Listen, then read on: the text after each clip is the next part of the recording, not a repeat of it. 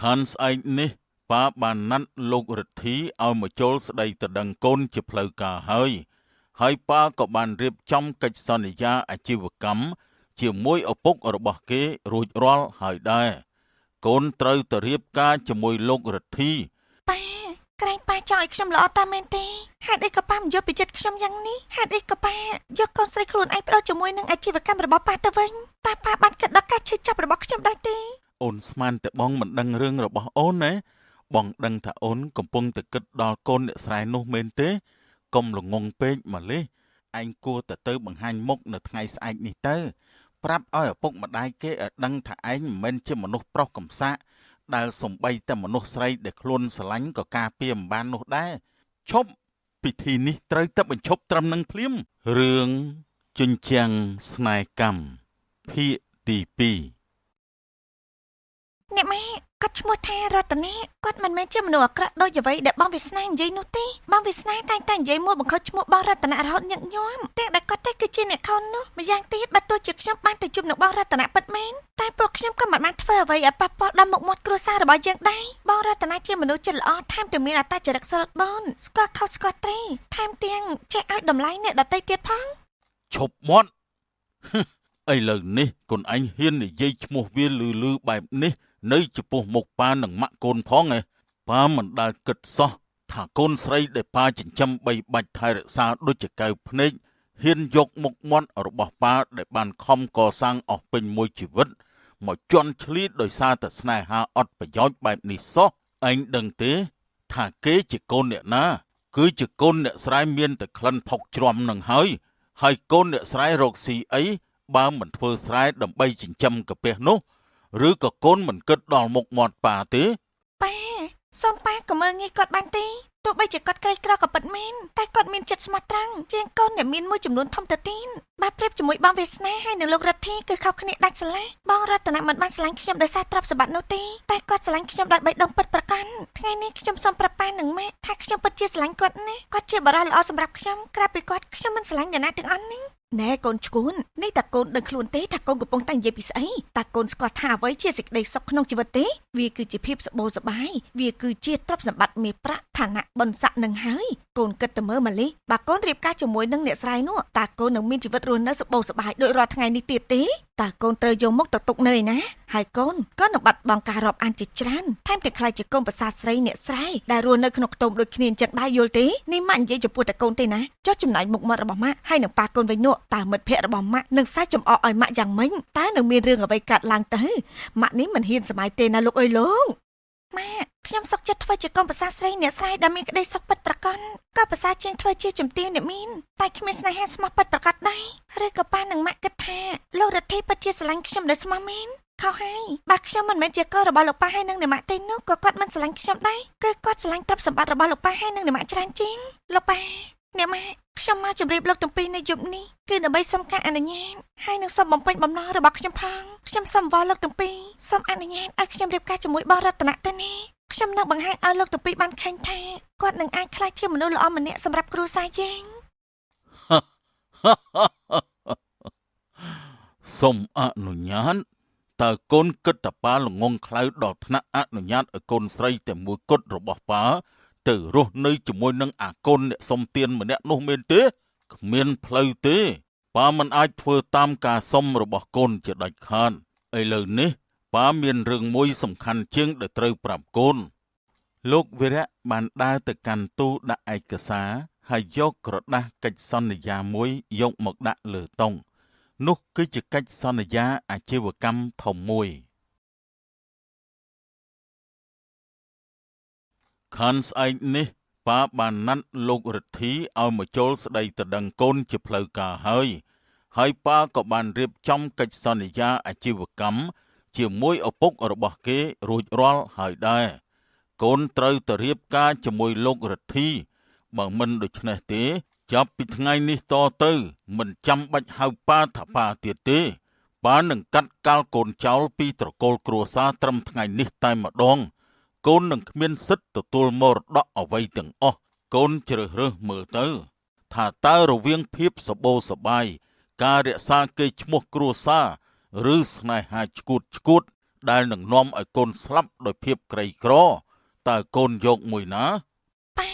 កុំធ្វើបែបនេះចំពោះខ្ញុំអីនេះទ្រព្យសម្បត្តិទាំងអស់នេះខ្ញុំមិនអាចត្រូវការនោះទេអ្វីដែលខ្ញុំត្រូវការនោះគឺសេចក្តីស្រឡាញ់ពិតប្រាកដនិងការយកចិត្តពីប៉ាហើយនិងម៉ាក់តែប៉ុណ្ណោះប៉ាក្រែងប៉ាចង់ឲ្យខ្ញុំល្អតាមមែនទេហេតុអីក៏ប៉ាមិនយកពីចិត្តខ្ញុំយ៉ាងនេះហេតុអីក៏ប៉ាយកកូនស្រីខ្លួនឯងបដូរជាមួយនឹងអាជីវកម្មរបស់ប៉ាទៅវិញតើប៉ាបានគិតដល់ការឈឺចាប់របស់ខ្ញុំដែរទេតើប៉ាស្គាល់លោករទ្ធីពិតប្រាកដទេតើប៉ាគិតថាលោករទ្ធីគាត់ស្រឡាញ់ខ្ញុំពិតប្រាកដមែនទេប៉ាគិតខុសហើយគាត់គ្រាន់តែស្រឡាញ់រូបសម្បត្តិហើយនឹងទ្រព្យសម្បត្តិគ្រួសារយើងតែប៉ុណ្ណោះប្រសិនបើប៉ាបង្ខំឲ្យខ្ញុំរៀបការជាមួយគាត់មែនក៏ថ្ងៃក្រោយគ្រួសារយើងមិនបានសេចក្តីសុខដែរដោយឃើញថាកូនស្រីខ្លួននៅតែជជែកមិនស្ដាប់បង្គាប់យ៉ាងនេះលោកជំទាវសុវណ្ណរីក៏ដើរទៅអោបម្លិះតែជាការអោបដែលពោរពេញទៅដោយការបង្ខិតបង្ខំ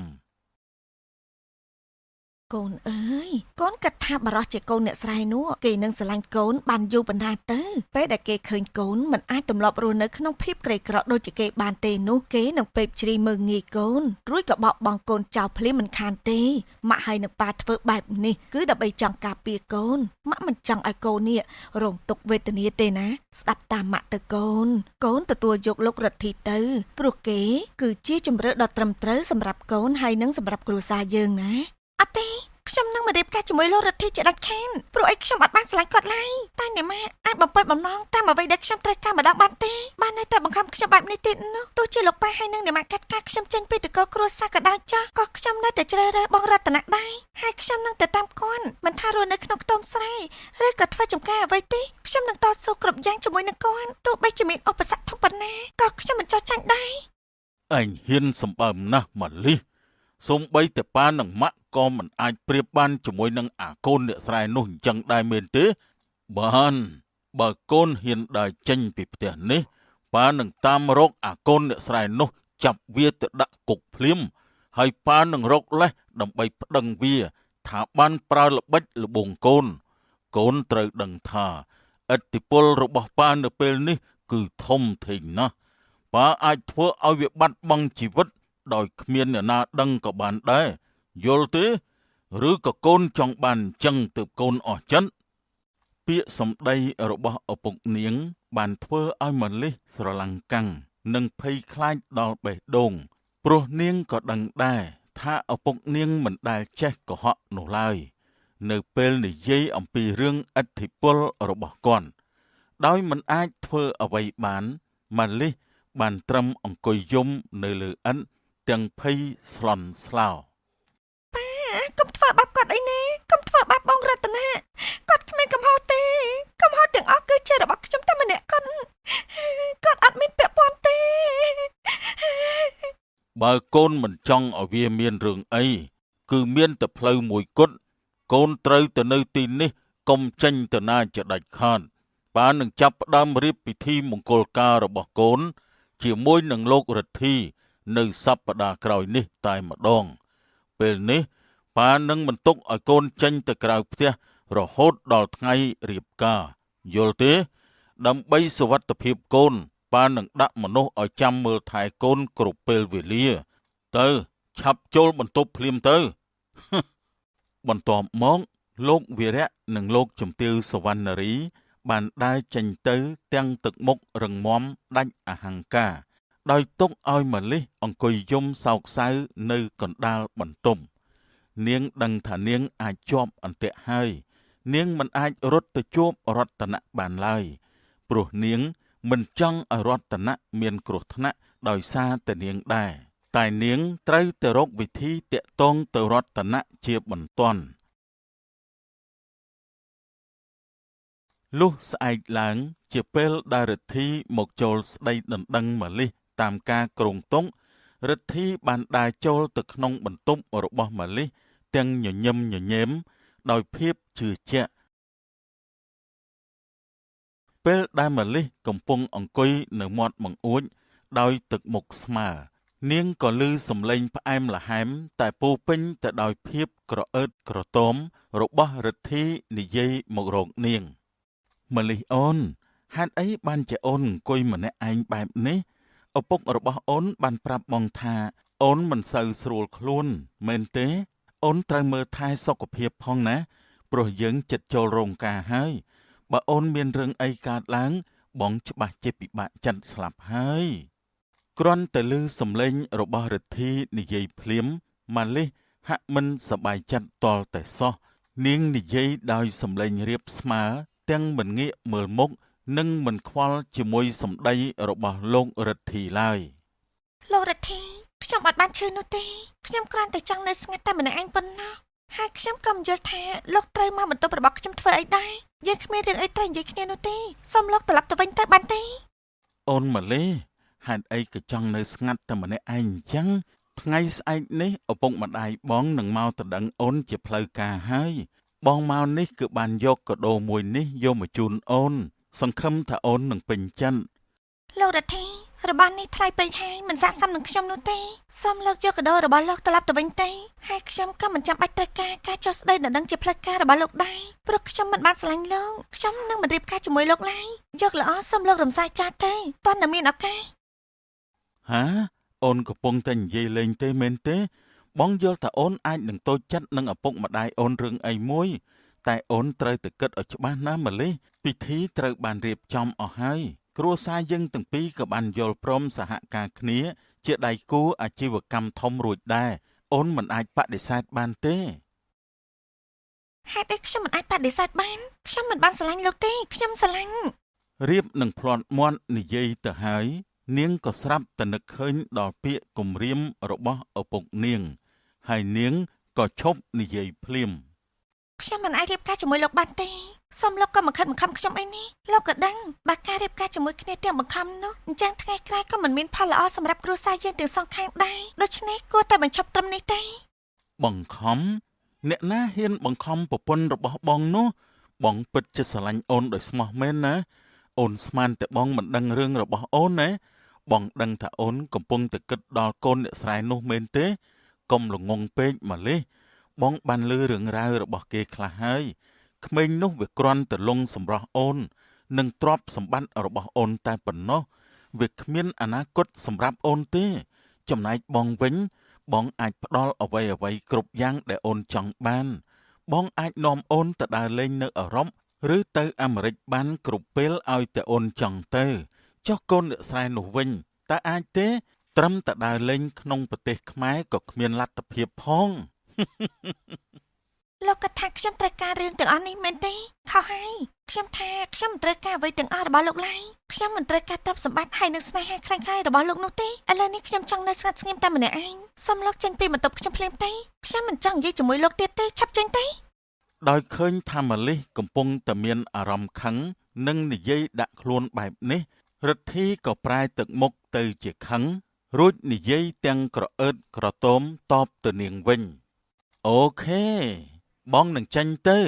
តែអូនត្រូវចាំណាថាអូនគ្មានជំរើសអ្វីក្រៅពីរៀបការជាមួយបងទេ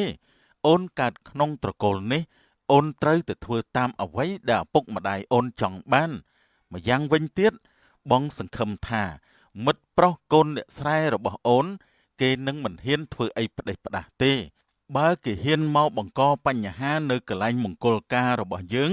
គេនឹងមិនបានឃើញថ្ងៃរះម្ដងទៀតទេតើអូនយល់ទេនិយាយរួចរិទ្ធីក៏ដើរចេញពីបន្ទប់បាត់ទៅម្លិះអោនក្បាលចុះយំយ៉ាងខ្លាំងព្រោះតែភាពអស់សង្ឃឹមដែលមិនអាចធ្វើអ្វីបានសូម្បីតែចង់តាក់ទងទៅរតនៈក៏គ្មានវិធីតាក់ទងទៅបានដែរទាំងម្លិះនិងលោករិទ្ធីមិនបានដឹងទេថាវាសនាបានលួចថតរាល់សកម្មភាពរបស់ពួកគេពីចម្ងាយបងរតនាតើបងនៅណាបងមកជួយអូនផងណាក្រឡេកមកមើលរតនៈឯនេះវិញក្រោយពេលម្លិះបានត្រឡប់ទៅផ្ទះនាងវិញនាងក៏មិនបានមករកខ្លួនពីថ្ងៃមកហើយដែរគេក៏ដឹងថាម្លិះច្បាស់ជាមានរឿងមិនខានគេបានត្រឹមអង្គុយក្រោមដើមឈើធំមួយក្បែរស្រែរបស់គេដោយទឹកមុខស្រពោនស្ទើរតែគ្រប់ពេលគ្រប់នាទីគេព្យាយាមទូរស័ព្ទទៅម្លិះរាប់សិបដងតែមិនអាចតាក់ទងបានសូម្បីតែម្ដង មួយសន្ទុះក្រោយមកវាសនាដែលជាសត្រូវចាស់ក៏បានដើរចូលមកជិតហើយនិយាយធ្វើពុតជាមានបំណងល្អណែរតនៈអញអង្គុយនៅទីនេះដូចជាកំពុងពិបាកចិត្តខ្លាំងណាស់អញ្ចឹងមើលទៅទឹកមុខអញចុះធ្វើដូចជាមនុស្សគ្មានព្រលឹងនឹងខ្លួនសោះហើយខ្ញុំបានលើរឿងរ៉ាវខ្លះៗហើយខ្ញុំពិតជាអាណិតឯងខ្លាំងមែនទែនវាសនាអញមិនបាច់មកធ្វើជាមនុស្សល្អនៅទីនេះទេរឿងនេះដោយសារតែឯងទាំងអស់ឯងជាអ្នកទៅប្រាប់រឿងរបស់ពួកយើងដល់ឪពុកម្ដាយរបស់ម៉ាលីសឯងជាមនុស្សដែលមានបំណងអាក្រក់អញយល់ច្រឡំហើយរតនៈខ្ញុំគ្រាន់តែទៅប្រាប់ការពិតប៉ុណ្ណោះព្រោះខ្ញុំជាមនុស្សត្រង់ខ្ញុំមិនចង់ឲ្យម៉ាលីសលួចលាក់ស្នេហ៍ដល់អាស្រូវបែបនេះទេតែរឿងនេះវាមិនមែនសំខាន់ទេរឿងដែលសំខាន់គឺមិនចឹងទេអញនឹងបាត់បង់ម៉ាលីសហើយយល់ទេហាអញចង់និយាយពីស្អីថ្ងៃស្អែកនេះពួកគេនឹងចូលស្ដីទៅដឹងម៉ាលីសជាផ្លូវការហើយឯងដឹងទេថ្ងៃនេះខ្ញុំបានលួចតាមទៅមើលខ្ញុំឃើញលោករទ្ធីនោះគេបានទៅជួបម៉ាលីសនៅក្នុងបន្ទប់តែ2នាក់គេបានផ្ដល់គ្រឿងអលង្ការដ៏មានតម្លៃឲ្យម៉ាលីសតែខ្ញុំមិនបានដឹងថាជាអ្វីឲ្យប្រកាសនោះទេហើយខ្ញុំក៏ឮគេនិយាយថាម៉ាលីសយល់ព្រមទទួលយករទ្ធីនិងរៀបការជាមួយគេហើយមិនពិតទេម៉ាលីសមិនអាចធ្វើបែបនេះបានទេពួកយើងស្រឡាញ់គ្នាខ្លាំងណាស់បើសិនជាម៉ាលីសស្រឡាញ់លោករទ្ធីមែននាងចាំបាច់អីត្រូវមកស្រឡាញ់ខ្ញុំដែលជាអ្នកស្រែនោះអញកុំមកភូតភរខ្ញុំឲ្យសោះទោះអញប្រឌិតរឿងយ៉ាងណាក៏ខ្ញុំមិនជឿអញចដាច់ខាតវាសនាធ្វើជាដកទូរស័ព្ទមកហើយបង្ហាញរូបភាពដែលគេបានលួចថតពីចម្ងាយពេលរទ្ធីចូលបន្ទប់ម៉ាលីសនិងរូបភាពប្រអប់កាដូនេះមើលទៅនេះជាភ័ស្តុតាងខ្ញុំគ្រាន់តែចង់ប្រាប់ឯងឲ្យដឹងការពិតតែប៉ុណ្ណោះកូនស្រីអ្នកមានគេស្រឡាញ់តែគ្នាគេជាអ្នកមានទ្រព្យសម្បត្តិដូចគ្នាទេរតនៈគេមិនអាចមកស្រឡាញ់ឯងជាកូនអ្នកស្រែរស់នៅក្នុងខ្ទមតូចចង្អៀតរបស់ឯងបានយូរទេម៉ាលីសបានបោះបង់ឯងចោលហើយនាងជ្រើសរើសយកលោករទ្ធីដែលជាអ្នកមានទ្រព្យធនតាមបំណងរបស់នាងហើយឯងនេះពិតជាល្ងងណាស់ដែលមើលមិនដឹងថាកាលដែលនាងមកតាក់ទងឯងគឺគ្រាន់តែដើម្បីបញ្ឈឺលោករទ្ធីតែប៉ុណ្ណោះឥឡូវនេះឯងយល់ច្បាស់ហើយនៅឮដូចនោះរតនៈក្តាប់ដៃយ៉ាងណែនក្នុងចិត្តឈឺចាប់ដូចត្រូវភ្លើងឆេះគេក៏ចាប់ផ្ដើមយល់ច្រឡំនិងសង្ស័យចំពោះម៉ាលីសទេមិនមែនទេមិនអាចទេម៉ាលីសមិនមែនជាមនុស្សបែបនោះទេតែហេតុអីបានជានាងមិនលើកទូរស័ព្ទខ្ញុំហេតុអីបានជានាងនៅស្ងៀមនាងកំពុងតែសប្បាយនឹងទ្រព្យសម្បត្តិថ្មីហើយរតនៈបើឯងពិតជាស្រឡាញ់នាងមែនណាឯងគួរទៅបង្ហាញមុខនៅថ្ងៃស្អែកនេះទៅប្រាប់ឲ្យឪពុកម្ដាយគេឲ្យដឹងថាឯងមិនមែនជាមនុស្សប្រុសកំសាកដែលសំបីតែមនុស្សស្រីដែលខ្លួនស្រឡាញ់ក៏ការពារមិនបាននោះដែរទៅទាមទារស្នេហារបស់ឯងមកវិញមកកុំឲ្យគេមើលងាយកូនអ្នកស្រែយល់ទេតែត្រូវប្រយ័ត្នផងណាលោកអុកញ៉ានោះមិនធម្មតាទេគាត់មិនស្រួលដោយអ្វីដែលឯងគិតទេណាឯងត្រូវតែធ្វើឲ្យមានរឿងច្បោកច្បល់ដើម្បីបង្អាក់ពិធីដណ្ដឹងនោះឲ្យបានឬក៏បំផ្លាញឲ្យខូចខាតតែម្ដងទៅរតនៈដកដង្ហើមញាប់ញាប់ទឹកមុខពោពេញដោយកំហឹងនិងការឈឺចាប់ដោយស្ដាប់តាមការញុះញង់របស់វាសនារតនៈក៏ប្រែជាមនុស្សខ្វះការពិចារណានិងភ្លេចសម្ដីដែលម៉ាលីសបានប្រាប់ភ្លាមមួយរំពេញឯងនិយាយត្រូវហើយខ្ញុំនឹងទៅបង្ហាញមុខនៅទីនោះខ្ញុំមិនបណ្ដោយឲ្យនរណាម្នាក់ដណ្ដើមម៉ាលីសពីខ្ញុំបានទេបើទោះបីជាខ្ញុំត្រូវស្លាប់ក៏ដោយវាសនាលួចញញឹមដោយដឹងថាល្បិចកលរបស់ខ្លួនបានទទួលជោគជ័យហើយគឺការធ្វើឲ្យរតនៈយល់ច្រឡំទៅលើម៉ាលីសនិងបង្កឲ្យមានបញ្ហាធំដើម្បីបំផ្លាញពិធីនោះហើយខ្លួននឹងមានឱកាសដណ្ដើមយកម៉ាលីសមកវិញផងដែរល្អណាស់ឯងពិតជាក្លាហានមែននេះទៅផ្សំជាមនុស្សប្រុសដើមទ្រង់5ហត្ថពិតប្រកបមែនណារតនៈខ្ញុំនឹងជួយជាកម្លាំងចិត្តឲ្យឯងវាសនាដើរចេញទៅទុកឲ្យរតនៈអង្គុយម្នាក់ឯងនៅក្នុងភាពឈឺចាប់និងគ្របដណ្ដប់ដោយកំហឹងគេបានសម្រេចចិត្តដ៏គ្រោះថ្នាក់មួយ គឺការទៅបង្កបញ្ហានៅក្នុងពិធីដណ្ដឹងរបស់លោករទ្ធីនិងម៉ាលីសស្អែកឡើងពិធីស្ដីដណ្ដឹងកំពុងប្រព្រឹត្តទៅដោយភាពស្ងប់ស្ងាត់គ្រួសារលោករទ្ធីកំពុងនិយាយរឿងចាស់ទុំជាមួយលោកវីរៈស្របពេលនោះរតនៈក៏បានលបចូលមកដល់ខ្លោងទ្វារផ្ទះហើយប្រើកម្លាំងបាយបំបែកទ្វារចូលមកតែម្ដងហើយស្រែកយ៉ាងខ្លាំងពេញក្នុងផ្ទះថាឈប់ពិធីនេះត្រូវតែបញ្ឈប់ត្រឹមនឹងភ្លាមភ្ញៀវទាំងអស់ងាកមកមើលរតនៈដោយការភ្ញាក់ផ្អើលជាខ្លាំងអ្នកណាក៏ស្គាល់រតនៈដែរព្រោះជាកូនអ្នកស្រែដែលនៅក្បែរដីពួកគេឃើញដូចនោះលោកវីរៈក៏ក្រោកឈរភ្លាមទាំងទឹកមុខក្តៅដូចភ្លើងយេអាមនុស្សគ្មានការអប់រំហ៊ានដល់ថ្នាក់ចូលមកបំផ្លាញកិត្តិយសផ្ទះរបស់អញផងមែនទេឯងចូលមកទីនេះដើម្បីស្អីខ្ញុំចូលមកទីនេះដើម្បីយកមនុស្សដែលខ្ញុំស្រឡាញ់ត្រឡប់ទៅវិញលោកអង្គញាខ្ញុំដឹងតែខ្ញុំជាកូនអ្នកស្រែក្រីក្រ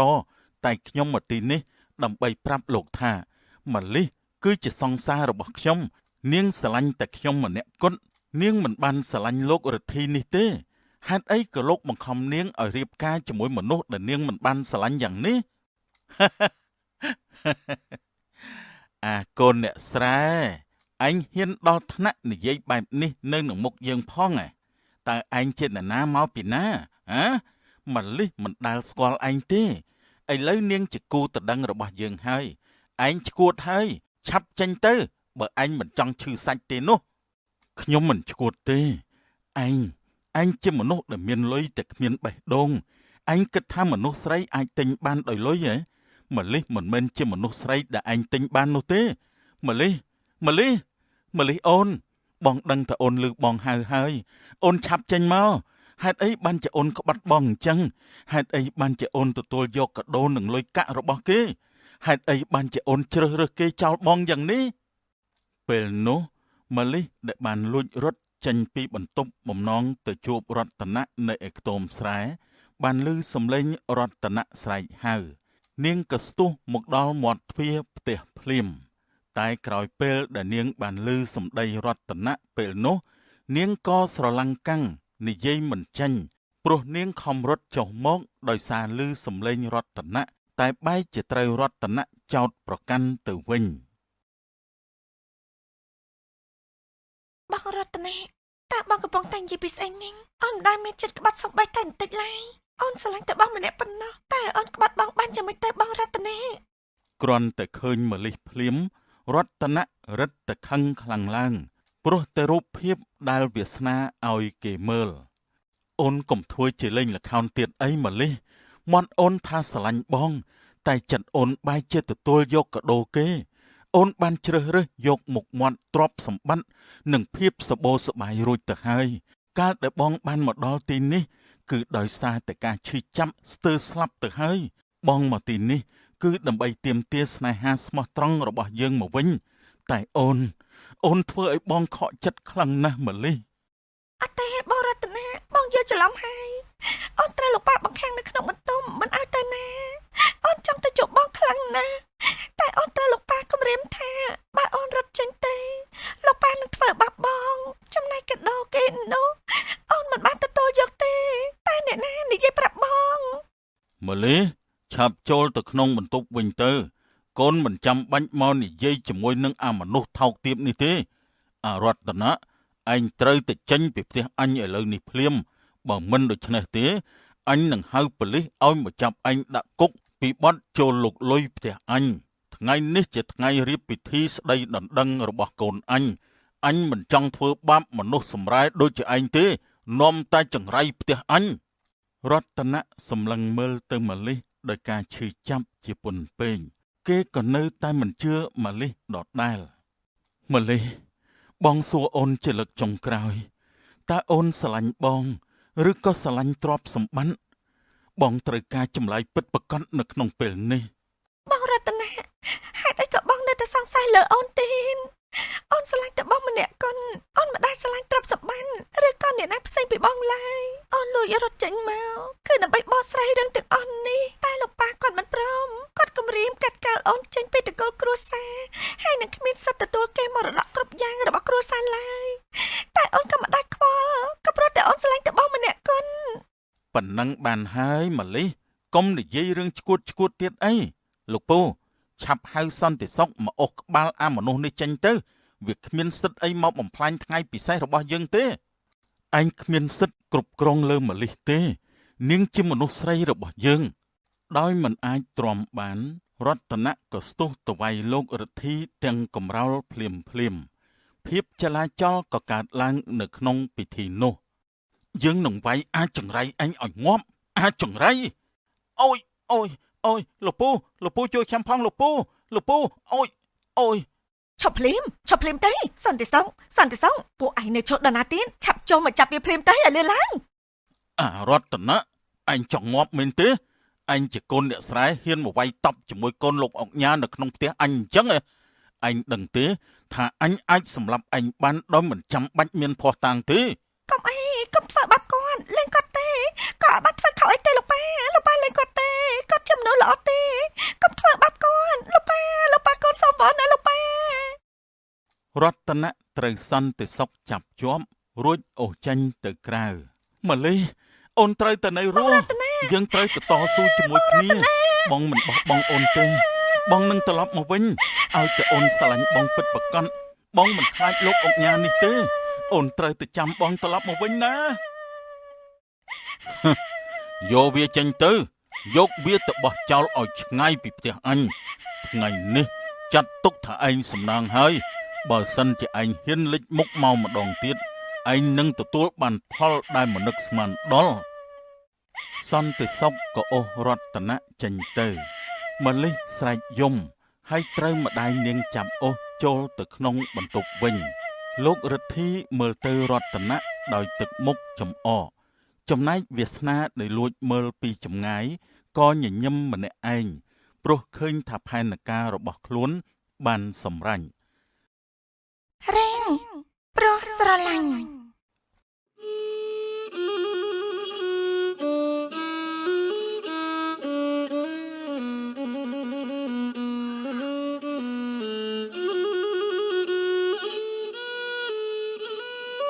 សៃគឺជាបុគ្គលិកក្រុមហ៊ុនសាងសង់មួយនៅទីក្រុងភ្នំពេញគេមានតួនាទីជាអ្នកមើលការខុសត្រូវក្នុងការសាងសង់ផ្ទះឬអគារផ្សេងតាមដែលក្រុមហ៊ុនប្រគល់តួនាទីឲ្យមើលការខុសត្រូវនិងចាត់ចែងបើកប្រាក់ខែឲ្យកម្មករថ្ងៃមួយសៃត្រូវបានថ្នាក់លើដាក់ការងារឲ្យទៅមើលសំណង់ផ្ទះមួយកន្លែងនៅក្នុងភូមិឯជនបទជាទីកន្លែងដែលសៃបានជួបគ្នាជាមួយនឹងចាន់នីដែលជាអ្នកលក់កាហ្វេនិងលក់ចាប់ហួយបន្តិចបន្តួចនៅក្នុងភូមិធ្វើការអស់មួយព្រឹកសៃហាក់មានអារម្មណ៍ចង់ផឹកកាហ្វេជាខ្លាំងតែដោយសារសៃទើបតែមកធ្វើការនៅទីនេះមិនបានប៉ុន្មានថ្ងៃនៅឡើយគេក៏នៅមិនដឹងថាត្រូវទៅរកទិញកាហ្វេនៅកន្លែងណាផងដែរទេថ្ងៃនេះមិនក៏មានអារម្មណ៍ថាញ័រសាច់ខ្លាំងម្ល៉េះមែនតាំងពីព្រឹកមកមិនទាន់បានដាក់កាហ្វេមួយកែវផងអញ្ចឹងបានចេះតែមានអារម្មណ៍ថាភ្លេចអីមួយយ៉ាងម៉ោងប្រហែលហើយអញ្ចេះទេនេះម៉ោងជាង10ទៅហើយនៅមិនទាន់បានកាហ្វេចូលពោះអីមិនបន្តិចអញ្ចឹងតើបានអញ្ចឹងមិនបានទេគិតទៅរកផឹកកាហ្វេនៅម្ដុំនេះបន្តិចសិនញ័រសាច់ណាស់ធ្វើការមិនកើតទេ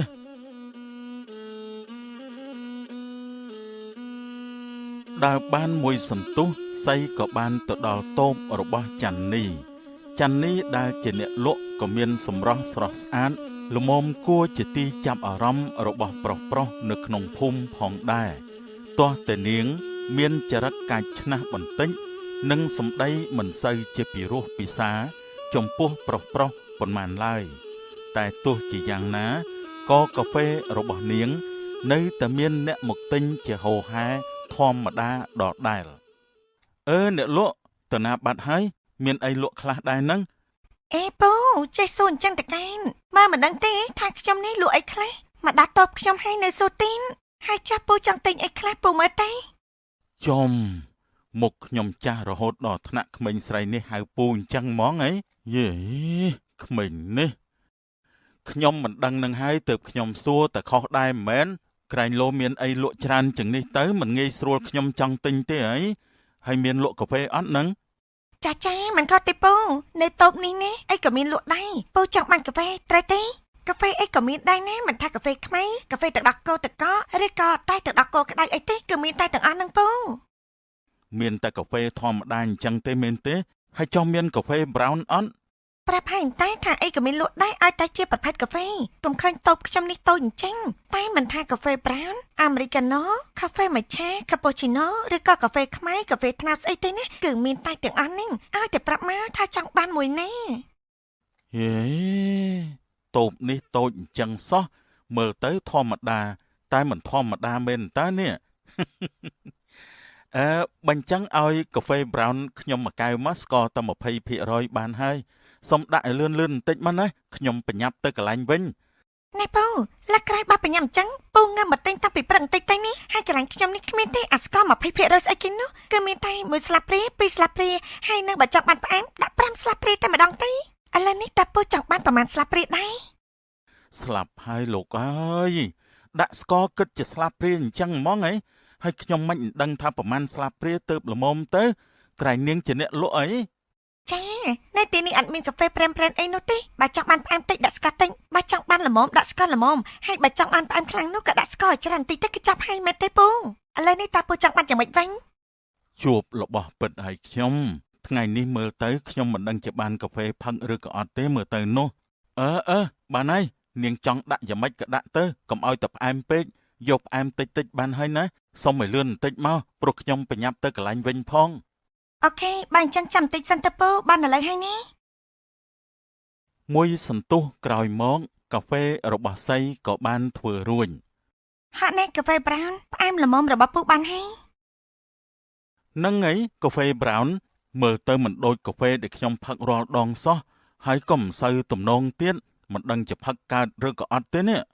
ណែពូបើមិនតាន់សាកផងមិនដឹងថាឆ្ងាញ់ឬក៏មិនឆ្ងាញ់ទេត្បិតតែមើលតែសាមញ្ញមិនដូចជាកាហ្វេប្រេនមែនប៉ុន្តែរសជាតិក៏មិនប្រកាសថាចាញ់កាហ្វេប្រេនប្រមាណដែរដឹងទេខ្ញុំលក់នៅទីនេះយូរឆ្នាំហើយតើកាហ្វេរបស់ខ្ញុំអ្នកណាក៏ល្បីថាឆ្ងាញ់គ្រប់គ្នានឹងមិនថាអ្នកនៅក្នុងភូមិនេះឬក៏អ្នកមកពីចម្ងាយទេឲ្យតែបានភ្លក់រសជាតិកាហ្វេនៅតូបខ្ញុំហើយនេះច្បាស់ជាសរសើរមិនដាច់ពីមុននឹងចង់មកទិញម្ដងទៀតជាមិនខានឥឡូវបើមិនជឿទេពូសាក់មើលសិនទេហើយបើមិនឆ្ងាញ់ទេនេះខ្ញុំមិនយកលុយទេប្រាប់ឲ្យដឹង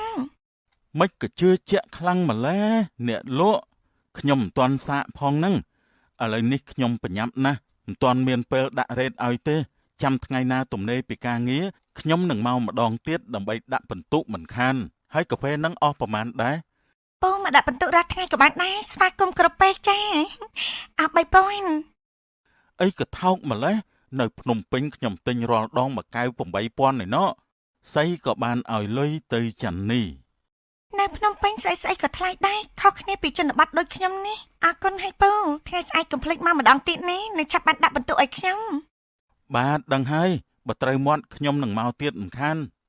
និយាយគ្នារួចសៃក៏បានត្រឡប់ទៅការដ្ឋានរបស់គេវិញស្របពេលដែលសៃបានចេញទៅភ្លាមមីងផាដែលជាម្ដាយរបស់ចាន់នេះក៏បានដើរចូលមកដើម្បីសួរនាំព្រោះគាត់ហាក់ឆ្ងល់ចម្លែកចិត្តនឹងចង់ដឹងថាសៃជាអ្នកណាហើយមកពីណាធ្វើអីត្បិតអីគាត់មិនដែលឃើញសៃនៅក្នុងភូមិនេះទាល់តែសោះហើយមិញហ្នឹងមានរឿងអីមែនទេកូនបានជាលឺមាត់ទៅដល់ក្រោយផ្ទះអញ្ចឹងនោះហើយអ្នកកំឡោះដៃនិយាយជាមួយកូនមុនហ្នឹងជាអ្នកណាមកពីណាទៅបានជាម៉ែមិនអាចឃើញមុខនៅភូមិយើងនេះសោះអញ្ចឹងកូនតែគេជាអ្នកចំណូលថ្មីមែនទេចាម៉ែអត់មានអីទេគាត់គ្រាន់តែមកទិញកាហ្វេដូចគេដូចឯងធម្មតាតាម៉ែតែខ្ញុំក៏មិនដាច់ឃើញមុខគាត់នៅភូមិនេះពីមុនមកដែរប្រហែលជាគាត់ទៅនឹងមកនៅទីនេះទេដឹងអូមែនហើយខ្ញុំឮគាត់និយាយថាបញ្ញាប់ទៅធ្វើការវិញអញ្ចឹងប្រហែលជាគាត់ធ្វើការនៅភូមិនេះហើយមែនទេនិយាយអញ្ចឹងម៉ែពិសាបាយហើយណៃបើសិនជានៅទេម៉ែពិសាមុនខ្ញុំទេព្រោះអីខ្ញុំនៅមិនតាន់រួចដៃផងម្យ៉ាងទៀតក៏មិនតាន់ឃ្លានដែរម៉ែនេះក៏មិនតាន់ឃ្លានដែរអញ្ចឹងចាំហូបជុំគ្នាតែម្ដងទៅក៏បានដែរណាហើយថ្ងៃនេះលក់ដាច់ដែរទេកូន ចាំម៉ែលក់ដាច់ធម្មតាដោយរាល់ថ្ងៃហ្នឹងឥឡូវមក10ជាងហើយวันនេះងើបហើយណាម៉ែថ្ងៃណាហើយខ្ញុំដូចជាមិនទាន់ឃើញវាមកជួយការងារផ្ទះអីតិចសោះនេះប្រហែលជាកំពុងដេកទៅដឹងហ្នឹងកុំគិតពីវាច្រើនពេកអីណាឲ្យប្អូនគេដេញតិចទៀតទៅក៏មិនអីដែរព្រោះអីថ្ងៃនេះវាមិនទៅសាលាទេចាំមើលតិចទៀតម៉ែដាស់វាឲ្យងើបក៏បានណាអញ្ចឹងម៉ែទៅក្រោយវិញហើយណែកុំភ្លេចពេលរួចដៃហើយចាំទៅរៀបបាយហូបបាយជុំគ្នាណាកូនហើយម៉ែកុំបដៅឲ្យวันនេះគេដេកយូររហូតដល់ថ្ងៃរះចាំលើក្បាលអញ្ចឹងពេកអីមិនល្អទេខ្លួនវាជាស្រីផងនេះបើអ្នកផ្សេងមើលមកមិនល្អទេច្បាច់ជាគេនេះយកទៅនិយាយតាមពេញភូមិខានឡើយវាជាស្រីកំមុំផងមិនល្អទេណាម៉ែម៉ែដឹងហើយអញ្ចឹងកូនទៅលក់សិនចុះណាម៉ែទៅហើយចាម៉ែនិយាយរួចមីងផាក៏បានដើរទៅធ្វើការងារក្រោយផ្ទះបានទៅក្មួយចាន់នេះទៅណាបាត់ហើយនឹងព្រឿនទេបាត់ពូអត់ឃើញមកជួយទិញខ្ញុំសោះប្រហែលថ្ងៃនេះឥឡូវពូត្រូវការអីខ្លះទេ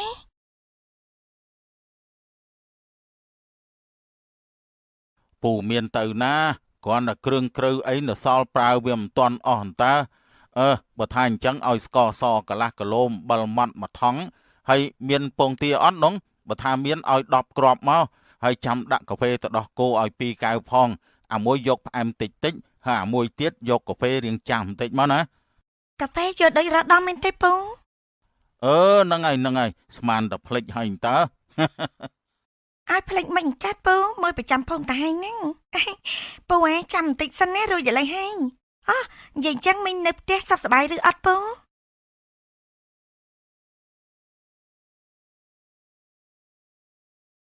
មានអីមីងអញសុខធម្មតាតើគ្រាន់តែមួយរយៈនេះសុខភាពមិនសូវល្អប្រហែលទេឧស្សាហ៍ទៅពេទ្យដែរហ្នឹងជួនកាលមួយខែទៅ3-4 ដងក៏មានហើយមិនអញ្ចឹងពូគាត់ឈឺអីវិញបានជាឧស្សាហ៍ទៅពេទ្យអញ្ចឹងនោះវាជាជំងឺធម្មតារបស់មនុស្សចាស់នឹងឯងវាគ្មានអីធំដុំទេអញ្ចឹងទេពូនេះរបស់ពូរួចហើយ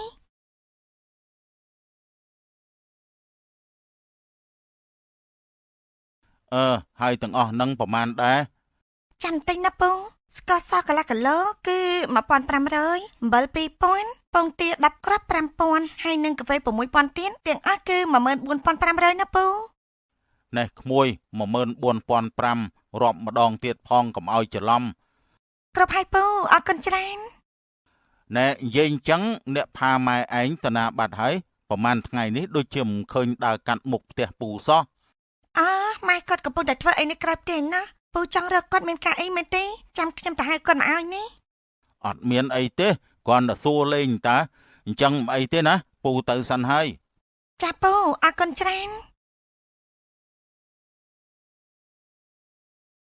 វត្តនៃអើយងើបនៅកូនចាំមកជួយការងារម៉ែបន្តិចមកណាកុំដេកយូរពេកថ្ងៃហើយមិនគិតរកបាយរត់ទឹកអីខ្លះទេអីកូនមិនដឹងជាស្អីទេម៉ែថ្ងៃនេះខ្ញុំទំនេរមិនទៅសាលាបានមួយថ្ងៃផងខ្ញុំសុំដេកឲ្យបានយូរបន្តិចមិនបានទេមករអូនោះរអូហើយយីមើលកូននេះនិយាយហើយចុះកូនឯងនេះចង់ដេកដល់ពេលណាទៀតនឹងហ่าមិនមើលម៉ោងទេអីនេះដេកដល់ម៉ោងបាយថ្ងៃហើយណានៅថាម៉ែនេះរអូទៀតឯកូនឬក៏កូនឯងនេះចង់ដេករហូតឲ្យគេនិយាយតាមពេញភូមិទៅអស់ចិត្តហ่าណែឆាប់ងើបឡើងមកជួយធ្វើការងារផ្ទះហើយនឹងជួយលក់ដូរបងស្រីឯងផងទៅចាតថាឲ្យម៉ែគ្មានអ្នកណាគេមករវល់និយាយដើមខ្ញុំពេញភូមិទេហើយយូរខ្ញុំកេងយូរម្ដងសោះហ្នឹងមិនមែនរាល់ថ្ងៃណាម៉ែនៅមកតមន់មកដាច់សោះកូននេះហើយបាត់ថ្ងៃហ្នឹងមិនទៅសាលាទេក៏ឆាប់មកជួយលក់ដូរបងស្រីឯងផងទៅកុំរវល់តែដេញចឹងពេកវាមិនល្អទេកូនទៀតហើយម៉ែឲ្យខ្ញុំនេះជួយលក់បងស្រីយ៉ាងម៉េចបើខ្ញុំជួយលក់ម្ដងត្រូវមកក៏រហូតហ្នឹងបងចាន់នេះគាត់ចេះលក់ដូរឲ្យម៉ែឲ្យគាត់លក់តែឯងដូចរាល់ថ្ងៃទេខ្ញុំខ្ជិលនេះរាល់ថ្ងៃពេលដែលខ្ញុំទៅរៀនបាច់ក៏គាត់លក់តែឯងដែរអញ្ចឹងថ្ងៃនេះបើអត់មានខ្ញុំជួយលក់គាត់ទេនោះក៏មិនអីដែរឥឡូវខ្ញុំមិនតាន់អស់ងងុយទេសុំដេញតិចទៀតហើយចាំម៉ែដាក់ខ្ញុំផងនេះយីមីកូននេះវើយយូរទៅកាត់តែផ្ដេសផ្ដាស់ហើយតើពេលដែលយើងនិយាយអីទៅគ្មានស្ដាប់អីបន្តិចសោះហើយឯងនេះបើនៅតែអញ្ចឹងទៀតណាទៅថ្ងៃមុខទៅឲ្យយើងចំហាយឯងនេះសង្ឃឹមលើកអីបាត់ទៅហាអើយចាំជាមិនដឹងស្អីសោះហើយមីកូននេះដល់អញ្ចឹងទៅយើងចង់តែនិយាយជាមួយគ្រូនៅសាលាតែម្ដងទេនេះថាតើកូននេះទៅរៀនបាត់ពីផ្ទះរាល់ថ្ងៃហ្នឹងវាបានចូលសាលាឬអត់ហឺយក្តៅចិត្តនឹងកូននេះខ្លាំងណាស់ណែមីងទាំងអស់គឺ4500ជីមានរឿងអីទៀតហើយនេះមានរឿងអីហ្នឹងម៉ែបានជាលឺមាត់ខ្លាំងៗមកដល់ខាងមុខអញ្ចឹងណោះ គឺម៉ែនិយាយជាមួយមីប្អូនឯងនឹងហើយចិត្តមកបាយថ្ងៃទៅហើយវានៅតែដេកមិនទាន់ងើបមកជួយការងារផ្ទះមិនជួយលក់ដូរឯងទៀតគឺវានៅដេកធ្វើមិនដឹងយ៉ាប់ណាស់កូននេះមិនអីទេម៉ែខ្ញុំលក់ម្នាក់ឯងក៏បានដែរណាទោះជាវាមកក៏មិនជួយអីខ្ញុំដែរទៅទៅវិញនោះវាមកទៅដៃតែជើងខ្ញុំផងស្រុំស្រួលនេះធ្វើឲ្យខ្ញុំខឹងទៀតអញ្ចឹងហើយបើវាចង់ដេកឲ្យវាដេកទៅខ្ញុំលក់តែម្នាក់ឯងស្រួលចិត្តជាងម៉ែលឺអន់ថាបងចាន់នេះមិនចង់ឲ្យខ្ញុំទៅរំខានគាត់ទេគាត់លក់តែម្នាក់ឯងបានហើយមិនចាំបាច់ខ្ញុំជួយនោះទេណាអញ្ចឹងម៉ែគួរតែយល់ហើយឥឡូវម៉ែរអ៊ូពេញមួយព្រឹកហើយបើទោះជាចង់ឲ្យខ្ញុំដេកបន្តទៀតក៏ខ្ញុំដេកលេងលក់ដែរដូច្នេះខ្ញុំមានការចេញទៅក្រៅសិនហើយថ្ងៃនេះខ្ញុំអត់ហូបបាយផ្ទះទេម៉ែហើយនៅបងស្រីមិនចាំបាច់ចាំបាយខ្ញុំទេណាហើយកូនឯងទៅក្រៅធ្វើអីទៅនេះមកបាយហើយបើមានការអីសំខាន់ក៏គួរតែហូបបាយបន្តិចសិនទៅចាំទៅក៏បានដែរតើអត់ទេខ្ញុំអត់តាន់ឃ្លៀបបាយទេខ្ញុំកំពុងតែថែរៀងផងប្រយ័ត្នតែខ្ញុំឡើងគីឡូថត់ជាងនេះទេច្បាស់ជាអត់មានអ្នកណាស្រឡាញ់កូនរបស់ម៉ែហើយណាណែវ៉ាណៃកូនឯងធំហើយណាមិនមែននៅក្មេងទៀតទេចង់ថែរៀងក៏ថែទៅតែពេលដែលម៉ែនិយាយនេះឲ្យចេះស្ដាប់ផងទៅថ្ងៃនេះសាលាក៏មិនរៀនអញ្ចឹងកូនឯងនៅផ្ទះមួយថ្ងៃបានអត់ហើយម៉េចឥឡូវនេះនៅផ្ទះលេងកាត់ហើយមែនទេណែវ៉ាណៃបើឯងមិនចង់ជួយលក់ដូរឬក៏មិនចង់ជួយការងារផ្ទះក៏ហីទៅតែមិនក៏ចេះតែចង់ដើរចោលផ្ទះអញ្ចឹងហីឯងជាក្មេងស្រីនេះឧស្សាហ៍តែដើរលេងនៅខាងក្រៅនេះវាមិនល្អទេដឹងអត់ឯងក៏ដឹងដែរថាមកអ្នកភូមិនេះមិនល្អទេពេលដែលមានរឿងអីបន្តិចតួចណាស់ក៏ពួកគេអាចនិយាយបំផាំងបានដែរយល់ទេចាខ្ញុំដឹងហើយបងស្រីតែខ្ញុំពិតជាមានការសំខាន់មែនតាគឺខ្ញុំត្រូវតែយកមេរៀនសំខាន់ទុកសម្រាប់ពេលប្រឡងបាក់ឌុបនៅខែក្រោយនេះផងណាខ្ញុំដឹងថាបងស្រីបារម្ភពីខ្ញុំគ្រប់ពេលប៉ុន្តែពេលនេះខ្ញុំធំហើយមិនមែននៅក្មេងដូចមុនទៀតទេណាមុននឹងខ្ញុំធ្វើអ្វីមួយខ្ញុំចេះគិតខ្លួនឯងហើយទុកចិត្តចាស់ខ្ញុំមិនធ្វើឲ្យមានរឿងអ្វីឲ្យអ្នកផ្ទះនេះពិបាកដោយសារតែខ្ញុំនោះទេមិនមែនបងស្រីឯងនឹងម៉ែខ្លាចពិបាកស្អីនោះទេតែម៉ែគ្រាន់តែនិយាយក៏ដើម្បីឲ្យកូនឯងល្អតែប៉ុណ្ណោះអញ្ចឹងកូនឯងគួរស្ដាប់សម្ដីម៉ែណាកូនมันអាចចង់តាណាមកណាតាមតែចិត្តឯងចឹងនោះទេព្រោះសង្គមបច្ចុប្បន្ននេះយើងមិនដឹងថាអ្នកណាមានគំនិតល្អឬក៏អ្នកណាមានគំនិតអាក្រក់អីមកលើយើងឡើយម៉ែនៅបងស្រីឯងខំរលុយចិញ្ចឹមឯងឲ្យឯងបានរៀនខ្ពង់ខ្ពស់នៅសាលាល្អនៅផ្ទះស៊ីឆ្ងាញ់ដេកស្រួលនិងស្ដីផ្ដៅឯងដូចរាល់ថ្ងៃនេះគឺព្រោះតែមិនចង់ឲ្យកូនឯងដើរផ្លូវខុសនៅថ្ងៃក្រោយនឹងណាតែទោះបីជាម៉ែស្រឡាញ់កូនឯងយ៉ាងណាក៏ដោយក៏ម៉ែនេះមិនតម្រើសកូនឯងដែរកុំឲ្យដូចពាក្យចាស់គេថាស្រឡាញ់កូនពេកក៏ចិញ្ចឹមកូនឡើងខូចអស់ហើយយីម៉ូតូនេះវាកាត់ស្អីវានឹងបានជាមិនឆេះសោះអញ្ចឹងណាហើយផ្លូវនេះក៏មិនដឹងថាមានជាងម៉ូតូឬក៏អត់ទេយ៉ាប់នេះតែធ្វើយ៉ាងម៉េចទេស្របពេលនោះសៃក៏បានធ្វើដំណើរមកពីមើលការដ្ឋានវិញក៏បានឃើញវណ្ណៃដែលកំពុងអង្គុយមើលម៉ូតូខ្លួនខូច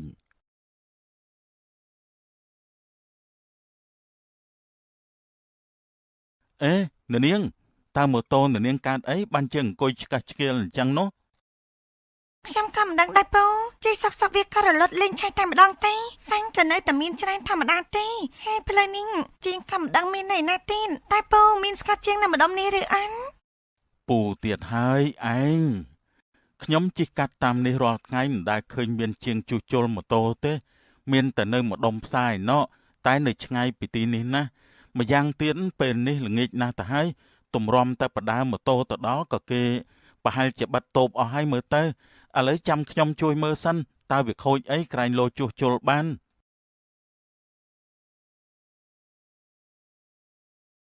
មើលមួយសន្ទុះសៃក៏បានដឹងថាម៉ូតូវណ្ណៃបានខូចប្រព័ន្ធភ្លើងទៅហើយតែសៃក៏មិនអាចជួសជុលបានដែរប្រហែលជាមកពីខូចប្រព័ន្ធភ្លើងហើយអ្នកនាង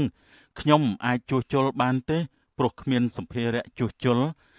និយាយអញ្ចឹងផ្ទះអ្នកនាងនៅណាដែរហើយឥឡូវអ្នកនាងចង់ទៅណាមិនអញ្ចឹងទេខ្ញុំជូនទៅក៏បានដែរបើនៅបន្តិចទៀតច្បាស់ជាយប់ហើយចាខ្ញុំកំពុងតែជិះទៅផ្ទះវិញហើយផ្ទះខ្ញុំនៅឆ្ងាយពីទីនេះប្រហែលជា7-8គីឡូតែមិនអីទេអរគុណហើយពូព្រោះខ្ញុំក៏មិនចង់រំខានពូដែរនៅទីនេះមិនសូវជាមានសុវត្ថិភាពទេអ្នកនាងជាស្រីតែម្នាក់ឯងផងខ្លាចតែមានរឿងអីកើតឡើងណាឥឡូវអញ្ចេះចុះអ្នកនាងយកម៉ូតូនេះទៅដាក់នៅផ្ទះអ្នកភូមិក្បែរនេះមួយយប់សិនទៅចាំព្រឹកស្អែកចាំមកយកវិញយ៉ាងម៉េចដែរធ្វើអញ្ចឹងទើបងាយស្រួលបើបដើទៅអញ្ចឹងហ្មងមិនដឹងជាថ្មើរណាទៅដល់ទេឮសៃនិយាយដោយបំណងល្អដូច្នេះ វណ្ណីក៏ឈរគិតមួយសន្ទុះមុននឹងសម្រេចចិត្តថាទៅជាមួយឬមិនទៅ តែខ្ញុំគួរទៅជាមួយគាត់ឬយ៉ាងម៉េចហ្នឹងគាត់ជាអ្នកណាមកពីណាក៏ខ្ញុំស្គាល់ចុះបើគាត់មានបំណងមិនល្អចំពោះខ្ញុំទៅនោះតែបើមិនទៅជាមួយគាត់ច្បាស់ជាពិបាកហើយព្រោះផ្ទះនៅឆ្ងាយតម្រាំតែម្ដងម៉ូតូទៅដល់ផ្ទះច្បាស់ជាដាច់ខ្យល់មិនខានទេហើយពេលនេះក៏ចិត្តជប់ទៀនតាមផ្លូវក៏ស្ងាត់បានសុកមានពួកសវឹងស្រាឬក៏ក្មេងជក់ថ្នាំឃើញខ្ញុំនៅតែម្នាក់ឯងអញ្ចឹងនោះច្បាស់ជាធ្វើបាបខ្ញុំមិនខានទេចំណែកម៉ែហើយនៅបងស្រីកំពុងតែចាំខ្ញុំនៅផ្ទះទៀនមិនខានទេមានតែបន្ថយទៅជាមួយនឹងគាត់ហើយមកតែនោះប្រសើរជាងម្ដាយម៉ូតូតែម្នាក់ឯងម្យ៉ាងទៀតមើលតែគាត់ក៏មិនសមជាមនុស្សអាក្រក់ដែរបើគាត់មានកំណត់អាក្រក់មែននោះម្ល៉េះគាត់ព្យាយាមពន្យាពេលធ្វើម៉ូតូឲ្យខ្ញុំរហូតដល់យប់ហើយមិនចាំបាច់ប្រាប់ខ្ញុំហើយចង់ជូនខ្ញុំទៅផ្ទះអញ្ចឹងនោះទេ គិតរួចហើយវណ្ណីក៏បានសម្រេចចិត្តឲ្យសីជូនទៅផ្ទះនាងតែម្ដងយ៉ាងម៉េចទៅហើយនាងនៅគិតដល់ណាទៀតខ្ញុំក៏ស្នាក់នៅអាគារមិនឆ្ងាយពីនេះប្រហែលដែរឆាប់ឡើងមកខ្ញុំជូនទៅផ្ទះកុំឲ្យយប់តន់អញ្ចឹងក៏បានដែរពូខ្ញុំសូមរំខានពូឲ្យជូនខ្ញុំទៅផ្ទះផងនេះបានមិនអីទេផ្លូវទៅផ្ទះតែមួយដូចគ្នាតាចាំតែក្រែងចិត្តអី ពូនិយាយអញ្ចឹងតែណាមកណាដែរ អូគឺខ្ញុំទៅមកពីការដ្ឋានសង់ផ្ទះមកកន្លែងនៅកង្កើតភូមិនេះតាខ្ញុំឧស្សាហ៍ជិះកាត់តាមនឹងណាព្រោះត្រូវទៅមើលកន្លែងផ្សេងទៀត ពូជាអ្នកនៅក្នុងស្រុកភូមិនេះឬក៏ជាអ្នកស្រុកណាដែរទេបានជាខ្ញុំមិនដែលឃើញមុខតតសអញ្ចឹងហើយមិនក៏សុកហ៊ានជូនខ្ញុំតែមិនដែលស្គាល់ខ្ញុំអញ្ចឹងពូអត់ខ្លាចខ្ញុំទេ ខ្លាចគឺខ្លាចហើយតែខ្លាចនាងត្រូវមនុស្សអាក្រក់ធ្វើបាបទៅវិញទេព្រោះនាងជាស្រីនៅក្មេងហើយថែមទាំងមានសម្រស់ស្រស់ស្អាតទៀតចុះបើត្រូវមនុស្សអាក្រក់ឃើញច្បាស់ជាពិបាកហើយខូចអនាគតអស់ហើយតាមពិតខ្ញុំជាអ្នកភ្នំពេញទេតែខ្ញុំត្រូវថ្នាក់លើឲ្យមកធ្វើការនៅភូមិហ្នឹងតែមិនបានប្រហែលជា10ថ្ងៃតែប៉ុណ្ណោះ ពូជាអ្នកភ្នំពេញអញ្ចឹងតែបានជាខ្ញុំមិនដែលឃើញពូសោះ ខ្ញុំនិយាយប្រាប់ពីរឿងផ្ទាល់ខ្លួនខ្ញុំមួយទៅឲ្យនាងស្ដាប់ទៅចុះនាងដឹងទេថាហេតុអីបានជាខ្ញុំចង់ជួយជូននាងទៅផ្ទះអញ្ចឹងព្រោះកាលពីប្រហែលជា3ឆ្នាំមុនខ្ញុំក៏ធ្លាប់មានបញ្ហាម៉ូតូខូចតាមផ្លូវអញ្ចឹងដែរពេលនោះខ្ញុំជានិស្សិតរៀននៅសាកលវិទ្យាល័យជាតិគ្រប់គ្រងនៅជិតវត្តភ្នំខ្ញុំត្រូវរៀនវេនយប់ព្រោះពេលថ្ងៃខ្ញុំធ្វើការឲ្យគេដើម្បីយកលុយមកបង់ថ្លៃសាលានៅយប់មួយក្រោយពេលខ្ញុំចេញពីរៀនម៉ោងប្រហែលជា10យប់ទៅហើយស្រាប់តែម៉ូតូខ្ញុំខូចខ្ញុំរកជាងជួសជុលក៏គ្មានខ្ញុំត្រូវបដើមម៉ូតូតាមផ្លូវទាំងយប់អាធ្រាត្រទៅផ្ទះយប់នោះឃ្លានក៏ឃ្លានហត់ក៏ហត់តែលុយក៏មិនមានច្រើនហើយមិនហ៊ានទិញអីហូបទេព្រោះខ្លាចអស់លុយធ្វើម៉ូតូហើយនិយាយដល់រឿងនេះកំសត់ខ្លួនណាស់ អញ្ចឹងពូត្រូវបណ្ដាម៉ូតូរហូតដល់ផ្ទះមែនទេហើយផ្ទះពូនៅឆ្ងាយពីសាលាឬអត់ហ្នឹងប្រហែលជាប្រហែលគីឡូពីសាលាទេ ផ្ទះខ្ញុំនៅឆ្ងាយពីសាលាណាស់ប្រហែលជាង20គីឡូឯណោះតែសំណាងល្អវិញព្រោះមានមនុស្សចិត្តល្អដែលពួកគេក៏ធ្វើដំណើរស្របតាមផ្លូវជាមួយគ្នាដែរពួកគេបានជួយសណ្ដោងម៉ូតូខ្ញុំ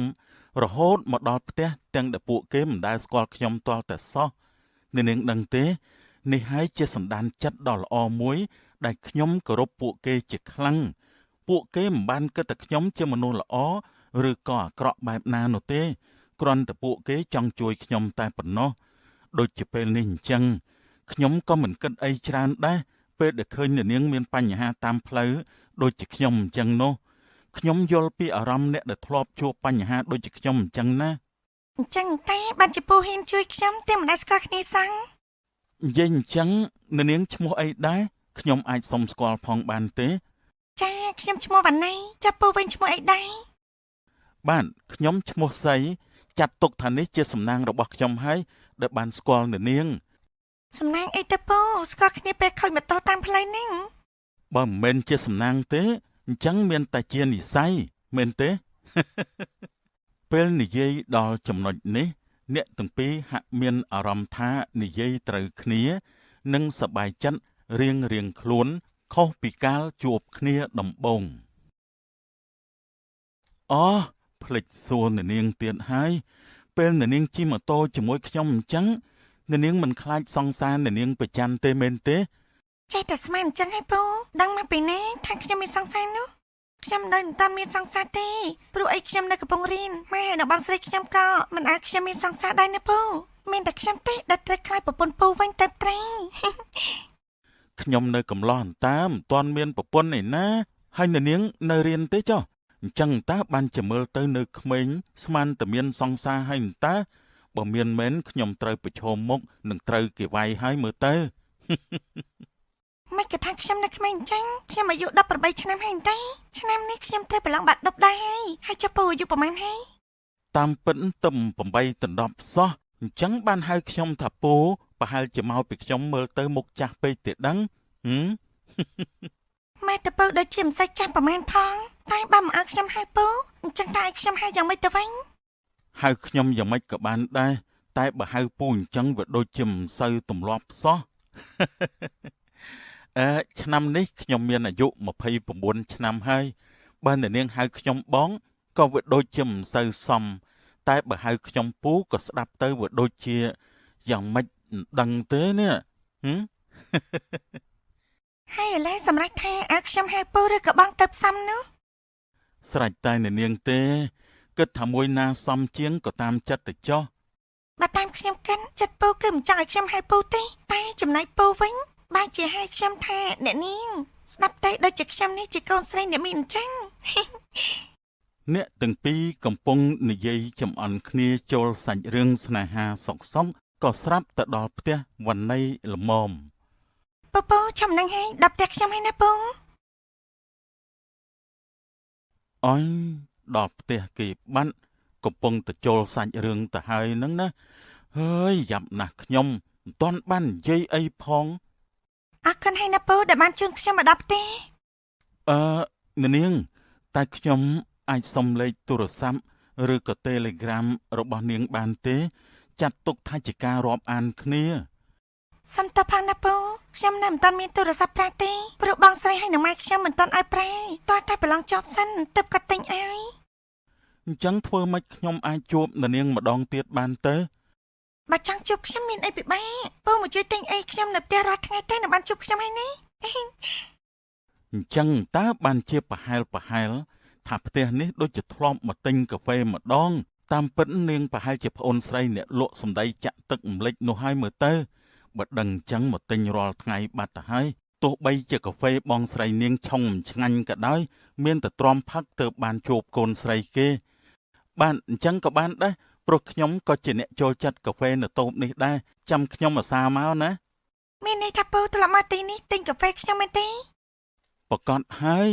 អ្នកណាមិនធ្លាប់មកបើកាហ្វេទីនេះឆ្ងាញ់សឹងអីទៅហើយ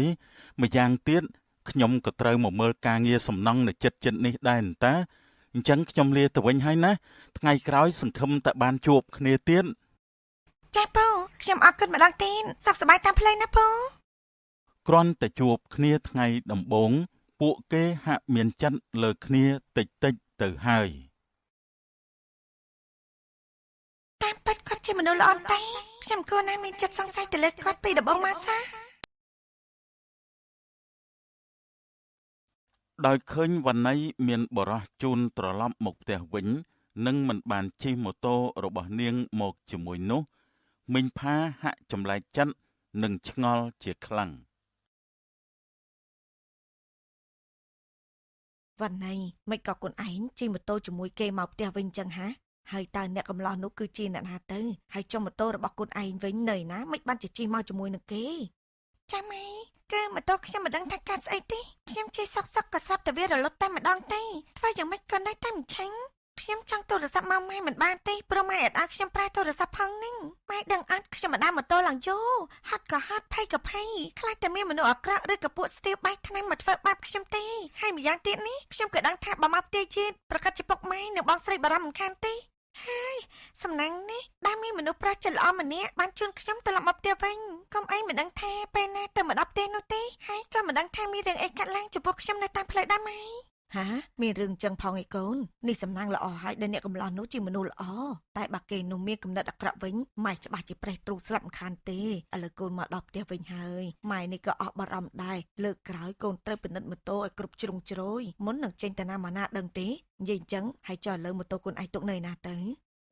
គេដែលសារតែជាងម៉ូតូនៅឆ្ងាយបើមិនដែរទេតម្រាំតែដល់គេបាត់ទុកអត់ទៅហើយអញ្ចឹងហើយបានជាខ្ញុំយកទៅផ្ញើទុកនៅផ្ទះអ្នកភូមិនៅក្បែរនោះចាំព្រឹកស្អែកពេលខ្ញុំទៅរៀនចាំខ្ញុំទៅយកវិញណាម៉ែកូនធ្វើអញ្ចឹងក៏ល្អម្យ៉ាងដែរលើកក្រោយបើបានជួបអ្នកកំឡោះនោះម៉ែនឹងអរគុណគេដែលផ្ទាល់តែម្ដងហើយឥឡូវឆាប់ទៅងូតទឹកសិនទៅកូននឹងបានឆាប់ហូបបាយជុំគ្នាឪពុកហើយនៅបងស្រីឯងកំពុងតែចាំបាយឯងផងណាចាម៉ែខ្ញុំមានរឿងមួយទៀតចង់សុំម៉ែនេះនៅមានរឿងអីទៀតឆាំនិយាយមកគឺខ្ញុំចង់សុំម៉ែទិញទូរស័ព្ទប្រាំនឹងគេដែរកុំឲ្យពិបាកពេលមានរឿងអីកាត់ឡើងមិនដឹងប្រាប់អ្នកណាឲ្យគេជួយបានដូចជាថ្ងៃនេះអញ្ចឹងហើយម៉ែក៏បាននិយាយដែរថាថ្ងៃនេះបើខ្ញុំជុំនឹងមនុស្សអាក្រក់ដែលមានគំនិតមិនល្អតាមផ្លូវវិញនោះខ្ញុំច្បាស់ជាពិបាកខ្លាំងជាមិនខានទេមិនដឹងជាមានរឿងអីកាត់ឡើងឡើយម្យ៉ាងទៀតសម័យនេះហើយគេត្រូវតែមានទូរស័ព្ទប្រើប្រាស់ដើម្បីសិក្សាស្វែងយល់បន្ថែមមិនថាជាមេរៀនព័ត៌មានឬក៏ផ្នែកសាលាឬក៏ក្រសួងអីទេណាម៉ែវាជួយអ្នកសិក្សាដូចជាខ្ញុំបានច្រើនណាស់ម៉ែដឹងអត់ថារាល់ថ្ងៃមិត្តភ័ក្តិរបស់ខ្ញុំពួកគេមានទូរស័ព្ទប្រើប្រាស់ទាំងអស់គ្នានឹងពួកគេរៀនពូកែប្រកាសជាងខ្ញុំទៅទៀតនេះដូច្នេះម៉ែគួរតែទិញឲ្យខ្ញុំប្រើមួយដែរហើយណាម៉ែកូននិយាយអញ្ចឹងក៏ត្រូវមួយយ៉ាងដែរមិនមែនថាម៉ែមិនចង់ទិញឲ្យកូនប្រើនោះទេតែហើយរឿងនេះម៉ែមិនអាចសម្រេចចិត្តតែម្នាក់ឯងបានឡើយចាំមើលព្រឹកស្អែកម៉ែសាក់និយាយជាមួយនឹងពុកឯងហើយនឹងបងស្រីឯងម្ដងទៀតថាតើពួកគាត់គិតយ៉ាងម៉េចតែម៉ែប្រាប់ឲ្យហើយណាបើពួកគាត់មិនព្រមទេនោះម៉ែក៏គ្មានមធ្យោបាយដែរគឺមានតែចាំឲ្យឯងរៀនចប់តែម្យ៉ាងគុណចាម៉ែអញ្ចឹងខ្ញុំទៅងុយទឹកសិនហើយណាលុះព្រឹកឡើងមីងផាក៏បានយករឿងនោះនិយាយជាមួយពូឈឿនដែលជាឪពុកនិងចាន់នីមិនមែនខ្ញុំមិនចង់ឲ្យវាប្រើទូរស័ព្ទទេម៉ែតែវាកំពុងតែរៀនសូត្រវាត្រូវយកចិត្តទុកដាក់នឹងការរៀនសូត្រជាសំខាន់ណាស់ម៉ែខ្ញុំខ្លាចថាពេលវាបានទូរស័ព្ទប្រើហើយនោះនឹងធ្វើឲ្យវានេះមិនយកចិត្តទុកដាក់រឿងរៀនតែបែរជាទៅងប់ងល់នឹងការលេង TikTok ហើយនិង Instagram Facebook ទៅវិញនឹងណាម៉ែជាពិសេសបារម្ភខ្លាចវាមានទំនាក់ទំនងស្នេហាជាមួយមនុស្សប្រុសវ័យកំពុងរៀនតែម្ដងណាម៉ែម៉ែដឹងទេខ្ញុំឧស្សាហ៍ឃើញព័ត៌មានណាព្រោះថាដោយសារតែទូរស័ព្ទនេះហើយដែលធ្វើឲ្យក្មេងៗឆ្លុះវង្វេងនឹងវាខ្លះមិនចូលរៀនហើយខ្លះទៀតមិនដេកមិនពូនរវល់តែលេងហ្គេមឬក៏ឆាតញ៉ៃគ្នានឹងហើយណាម៉ែហើយក៏មានសិស្សជាច្រើនដែរមិនថាជាសិស្សស្រីឬប្រុសទេពួកគេគឺមានទំនាក់ទំនងស្នេហាជាមួយគ្នាទាំងវ័យកំពុងរៀនទៀតផងហើយខ្លះទៀតណាម៉ែពេលម៉ោងរៀនក៏រៀនមិនចូលទេខលណាត់គ្នាទៅដើរលេងទៅរកកន្លែងផឹកស៊ីនិងខ្លះទៀតស្រឡាញ់គ្នារហូតដល់មានកូនទាំងខ្លួនកំពុងតែនៅរៀនមិនតាន់ចប់វិទ្យាល័យនៅឡើយទេណាម៉ែកូនចាន់នីនិយាយមិនខុសទេខ្ញុំក៏ចង់និយាយអញ្ចឹងដែរម៉ែវាវណ្ណីកូនយើងវានៅក្មេងកំពុងតែពេញចង់សបាយស្រាប់ផងបើហ៊ានតែប្រហែសតែបន្តិចច្បាស់ជាខូចអនាគតមិនខានទេរឿងមួយទៀតខ្ញុំគិតថាការដែលវាចង់បានទូរស័ព្ទដើម្បីខលតាក់ទងអ្នកផ្ទះពេលមានបញ្ហានៅខាងក្រៅនោះគឺគ្រាន់តែជាលេសរបស់កូនយើងទេព្រោះអីចម្ងាយពីផ្ទះទៅសាលារៀនក៏មិនសូវជាឆ្ងាយប្រមាណដែរអញ្ចឹងមានតែវាចង់ដើរលេងជាមួយគ្នាវាទេទើបត្រូវជាងដោយកាលពីម្សិលមិញអញ្ចឹងបើកូនយើងវាមិនទៅដើរលេងម្លេះក៏គ្មានបញ្ហាខូចម៉ូតូតាមផ្លូវអញ្ចឹងដែរនេះចាត់ទុកថាសំណាងហើយដែលមានមនុស្សប្រុសចិត្តល្អជួយជូនកូនយើងមកដល់ផ្ទះវិញចុះបើគេមិនជូនមកដល់ផ្ទះវិញទេតែបែរជាយកកូនយើងទៅណាទៅណីវិញនោះតើកូនយើងនឹងទៅជាយ៉ាងណាអូមែនហើយបើនិយាយដល់ចំណុចហ្នឹងតើប្រហែលថ្ងៃនេះម៉ែវាឯងមានបានសង្កេតមើលឃើញកូនយើងប្លែកអីខ្លះទេតើហេតុអីក៏សុកវាស្រាប់តែចង់បានទូរស័ព្ទប្រើអញ្ចឹងដូចជាមិនមានអីប្លែកទេឪវាគ្រាន់តែប្រហែលថ្ងៃនេះវាហាក់ដូចជារវល់ជាមួយមិត្តភ័ក្តិវាអំពីរឿងត្រៀមប្រឡងបញ្ចប់បាក់ឌុបនឹងណាឯងតែវាក៏បានប្រាប់ខ្ញុំដែរថាឆ្នាំនេះឆ្នាំប្រឡងអញ្ចឹងហើយវាចង់បានទូរស័ព្ទទុកប្រើដើម្បីសិក្សាស្វែងយល់បន្ថែមមិនថាជាមេរៀនឬក៏ព័ត៌មានពីខាងសាលាឬក៏ក្រសួងអីទេបើមានទូរស័ព្ទប្រើគឺអាចជួយវាបានច្រើនណាស់ខ្ញុំមិនគិតអញ្ចឹងទេម៉ែចុះការចំនួនខ្ញុំរៀននោះខ្ញុំមិនដែលមានទូរស័ព្ទប្រើផងនឹងមិនខ្ញុំអាចរៀនបានហើយប្រឡងចប់បាក់ឌុបទៀតផងម៉ែវាឯងស្ដាប់ខ្ញុំសិនទៅកុំទាន់ឲ្យកូនប្រើអីតែត្រូវនិយាយលើកទឹកចិត្តកូនថាបើកូនខំរៀនហើយប្រឡងជាប់យើងនឹងទិញទូរស័ព្ទ iPhone ឲ្យវាប្រើតែម្ដងធ្វើអញ្ចឹងទៅវារឹតតែខិតខំប្រឹងរៀនសូត្របន្ថែមទៀតណាវាឯងនិយាយក៏ត្រូវមួយយ៉ាងដែរតែខ្ញុំខ្លាចតែកូនជើងនេះវាអន់ចិត្តទេមើលទៅនោះហើយអញ្ចឹងក៏បានដែរឥឡូវសម្រាប់ថាអញ្ចឹងទៅចុះណាចាំខ្ញុំទៅបញ្យល់ប្រាប់វាក្រឡេកមកមើលសីវិញ ក្រោយពីបានជួបវណ្ណីម្ដងរួចមកគេហាក់ដូចជាមានចិត្តលងស្រឡាញ់វណ្ណីបាត់ទៅហើយក៏ព្រោះតែវណ្ណីនៅក្មេងហើយថែមទាំងមានសម្រស់ស្អាតទៀតផងប៉ុន្តែអ្វីដែលជាឧបសគ្គធំរបស់សីនោះគឺពិបាកតាក់ទងវណ្ណីព្រោះនាងមិនមានទូរស័ព្ទដើម្បីតាក់ទងនិយាយគ្នាឡើយម្យ៉ាងទៀតនាងក៏កំពុងស្ថិតនៅក្នុងវ័យសិក្សានិងកំពុងត្រៀមប្រឡងបញ្ចប់ថ្នាក់វិទ្យាល័យផងដែរមេហើយមេកំពុងអាផ្លឹកអីហ្នឹងមេខ្ញុំហៅឡើងពី3ម៉ាត់ទៅហើយនៅតែមិនលឺទៀតឬក៏មេកំពុងតែនឹកស្រីក្មេងម្នាក់នោះបើថានឹកមែនមិនក៏មិនតរគេទៅចេះដឹងរឿងយើងណាស់ឯងនេះធ្វើការឲ្យទៅរួចទៅកុំចង់ដឹងរឿងគេពេកតិចឲ្យធ្វើការថែមម៉ោងឥឡូវហ្នឹងអញណូថាមែនម៉ែទុកអនាគតឲ្យក្មេងផងទៅមេត្បិតតែនាងម្នាក់នោះស្អាតពិតមែនតែនាងនៅក្មេងណាស់ហើយកំពុងតែនៅរៀនទៀតណាចំណែកមេអញវិញlàកញ្ចាស់ទៅហើយហ្នឹងប្រយ័ត្នគេថាកូចាស់ចង់ស៊ីស្មៅខ្ចីណាមេនៅមកនិយាយទៀតតិចត្រូវឥឡូវហ្នឹងអញមករកខ្ញុំមានការអីយកការពិតមកនិយាយលេងផងក៏មិនបានដែរមេណែគឺអញ្ចេះទេមេឥឡូវចិត្តដល់ថ្ងៃបើកលុយដែរហើយគឺខ្ញុំចង់សុំមេបើកមុន2ថ្ងៃបានអត់មេដោយសារតែខែនេះគ្រាន់តែធៀបការកោដូចភ្នំរកលុយចង់ដៃគេមិនតាន់ទេមេណែអាធួនលើកណាក៏សុំបើកលុយមុនគេដែរអញអញ្ចឹងតែរហូតតែបើនិយាយរឿងការងារវិញមិនដែលធ្វើឲ្យមុនគេសោះមានណាមេយូសុំបើកមុនម្ដងសោះហ្នឹងណាតែម្ដងទៀតទេខ្ញុំពិតជាតល់មែនតែនហើយមេណាមួយសំបីតលុយទិញទឹកដោះគោឲ្យកូនខោទឹកនោមក៏អត់ទៀតណាអស់លីងហ្មងខ្ញុំសុំតែម្ដងនេះទៀតទេណាមេណាហើយយ៉ាប់ណាស់ឯងនេះកុំបាច់រៀបរាប់អីច្រើនពេកចាំខ្ញុំគិតលុយឲ្យតែប្រាប់ឲ្យហើយណាបានតែម្ដងនេះទៀតទេលើកក្រោយហាមមកសុំទៀតយល់អត់បានមេបានអរគុណណាស់មេនេះបានសំជាមេខ្ញុំសង្ហាឲ្យចិត្តល្អអញ្ចឹងតាបានជាស្រីក្មេងស្រឡាញ់ច្រើនអញ្ចឹងនិយាយអញ្ចឹងអញស្គាល់នាងដែរមែនអត់រឿងអីដែលថាមិនស្គាល់នាងវណ្ណីកូនស្រីរបស់ពូឈឿននិងមិញផានោះនៅភូមិនឹងអ្នកណាក៏គេល្បីថានាងទាំងពីរនាក់បងប្អូននឹងមានសម្រស់ស្រស់ស្អាតដែរ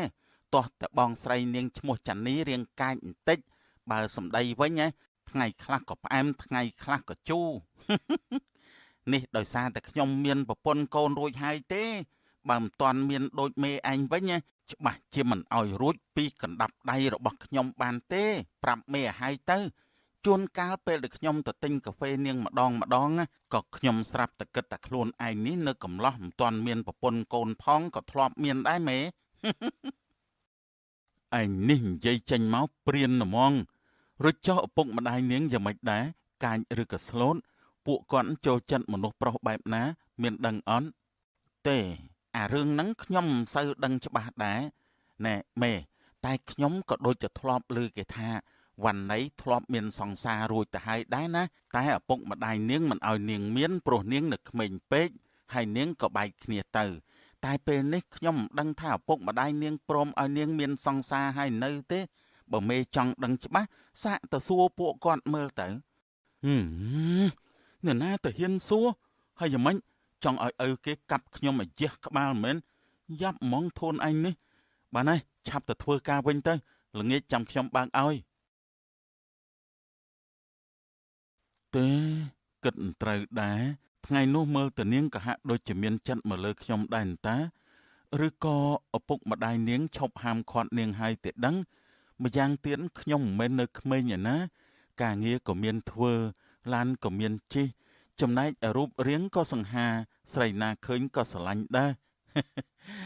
តិចដូចពាក្យគេនិយាយថាប្រុសណាដែលមានបជ្រុយចំកន្លែងសំខាន់គឺមានស្រីស្រឡាញ់ច្រើនមែនទេមិនអាចទេបើនៅភ្នំពេញខ្ញុំមានច្រើនមែន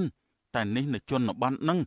ខ្ញុំទៅមិនជួបនាងសោះមិននឹងអាចតែថាមិនត្រូវដែរតិចនាងក៏ស្រឡាញ់ខ្ញុំមែនដែរទៅអញ្ចឹងមានតែសាកមើលសិនទើបដឹងហើយតែទូរស័ព្ទក៏នាងមិនប្រើបើចង់ជួបនាងមានតែទៅផ្ទះនាង អញ្ចឹងមានតែទ្រាំផឹកកាហ្វេបងស្រីនាងទៀតហើយអូ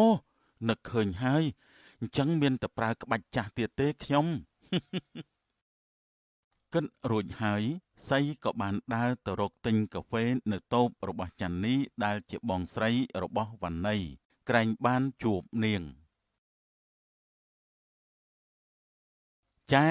សុំកាហ្វេទឹកដោះគោទឹកកកមួយកែវមកគឺពូទេបាត់ពូមិនឃើញមកទិញកាហ្វេខ្ញុំ3ថ្ងៃហើយនេះមានណាថាកាហ្វេចែមិនឆ្ងាញ់រសជាតិត្រូវមាត់ខ្ញុំណាថ្ងៃនេះខ្ញុំមកឲ្យបន្ទុកចែ10តែម្ដងហើយខ្ញុំចង់សាករសជាតិកាហ្វេផ្សេងទៀតដែរស្រួលថ្ងៃក្រោយពេលកូនចៅខ្ញុំសួរនឹងបានប្រាប់ថាក្នុងភូមិនេះមានតែតូបចែទេដែលធ្វើកាហ្វេឆ្ងាញ់ជាងគេខំតសើប៉ុណ្ណឹងហើយបើស្រឡាញ់ប្អូនស្រីគេមិនបានទៀតមានតែចម្លែកថ្ងៃនេះមិនក៏មិនឃើញនាងនៅផ្ទះអញ្ចឹងណោះអូប្រហែលជានាងទៅរៀនហើយមើលទៅពូកំពុងសម្លឹងរកមើលអ្នកណានេះបានអូអត់ទេខ្ញុំកំពុងមើលថាតែចែមានលក់អីខ្លះទៀតស្រួលខ្ញុំពេលចង់ទិញមិនបាច់ទៅផ្សារនាំតែខាតពេលចាទៅហើយតើខ្ញុំមានលក់ចាប់ហួយគ្រប់មុខនេះមានទាំងគ្រឿងទេសបន្លែផ្លែឈើដោយដែលពូឃើញអញ្ចឹងនេះមិនចាំបាច់ទៅផ្សារទិញទេមកតែតើខ្ញុំក៏យកទៅណាមិនអស់ផងមែនហើយខ្ញុំក៏គិតអញ្ចឹងដែរណែនិយាយកាហ្វេដាក់ស្ករតិចបានហើយណាចាខ្ញុំដឹងហើយនេះរបស់ពូរួចហើយ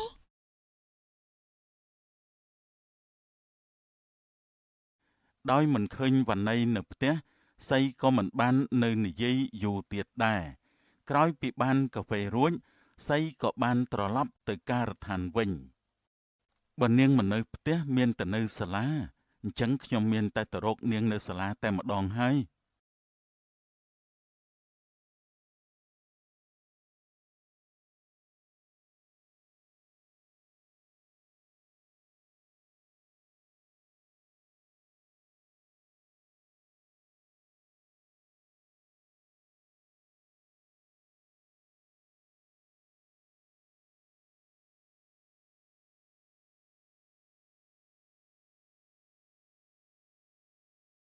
ចំហើយចុះឡានអ្នកណាគេមកជប់មុខសាលាយើងនឹងស្អាតណាស់ណាពណ៌ខៀវឡើងតិចភ្នែកតែម្ដងហើយតាពូម្នាក់នោះជាអ្នកណាគេទៅណោះមិនក៏សង្ហាម្លេះហើយមិនក៏ខ្ញុំមិនអាចឃើញមកសាលានេះសោះអញ្ចឹងវណ្ណីបងនៅនេះដូចជាមានអ្នកណាគេហៅខ្ញុំអញ្ចឹងគឺបងម្នាក់ដែលជួយជូនខ្ញុំទៅផ្ទះកាលពីថ្ងៃមុនតែមិនក៏គាត់មករកខ្ញុំដល់សាលាអញ្ចឹង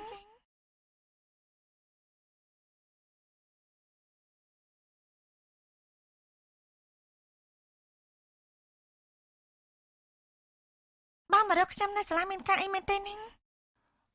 អត់មានការអីទេគ្រាន់តែចង់ឃើញមុខអូនតែប៉ុណ្ណោះ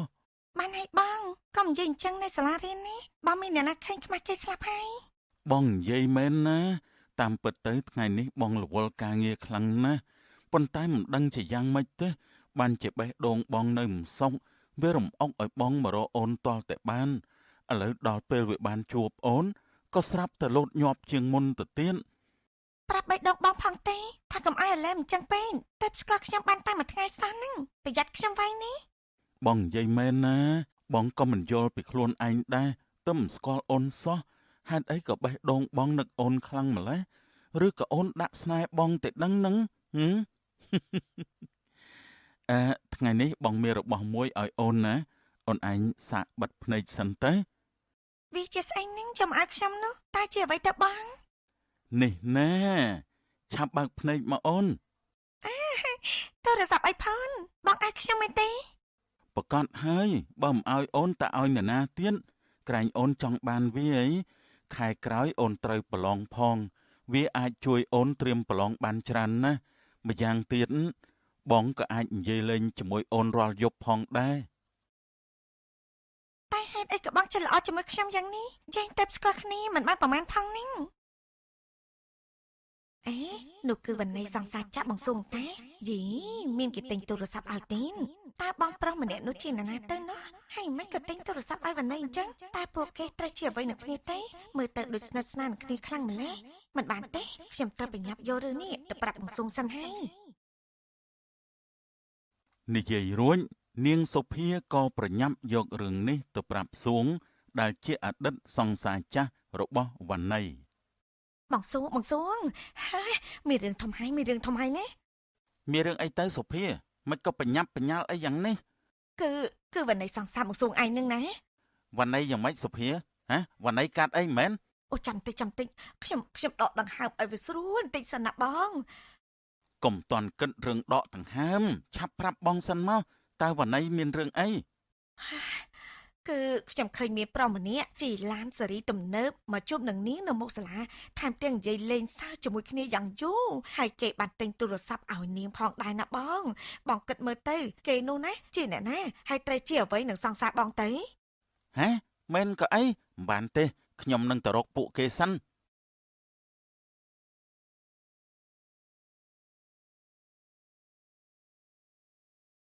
រឿងនេះបងមិនដឹងទេបងគ្រាន់តែដឹងត្រឹមថាអូនចង់ប្រើទូរស័ព្ទដើម្បីសិក្សាស្វែងយល់ពីមេរៀនបន្ថែមសម្រាប់ការប្រឡងខែក្រោយនេះហើយបងក៏មិនអាចជួយអ្វីអូនបានទេគឺមានតែខំលើកទឹកចិត្តអូនតែប៉ុណ្ណោះ បងនិយាយត្រូវហើយខ្ញុំពិតជាចង់បានវានេះអរគុណហើយបង មិនបាច់គុណស្រ័យអីទេអញ្ចឹងចូលរៀនចុះណាបងទៅធ្វើការវិញហើយខំរៀនណាយប់នេះចាំបងខលទៅរកកុំតន់អាលគេងចោលបងណាដឹងទេ ចាបង មួយសន្ទុះក្រោយមកសួងក៏បានមកដល់តែទម្រាំសួងមកដល់សីក៏បានត្រឡប់ទៅធ្វើការវិញបាត់ទៅហើយក្រោយពេលចេញពីរៀនសួងក៏បានទៅរកវណ្ណីដើម្បីសួរនាំ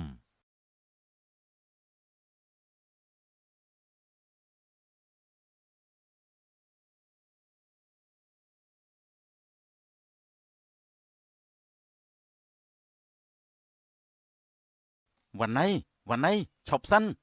បងមានរឿងចង់និយាយជាមួយអូនបន្តិច បងសួងមានការអីចង់និយាយមែនទេបងចាំនិយាយមកខ្ញុំប្រញាប់ទៅផ្ទះវិញផងនេះ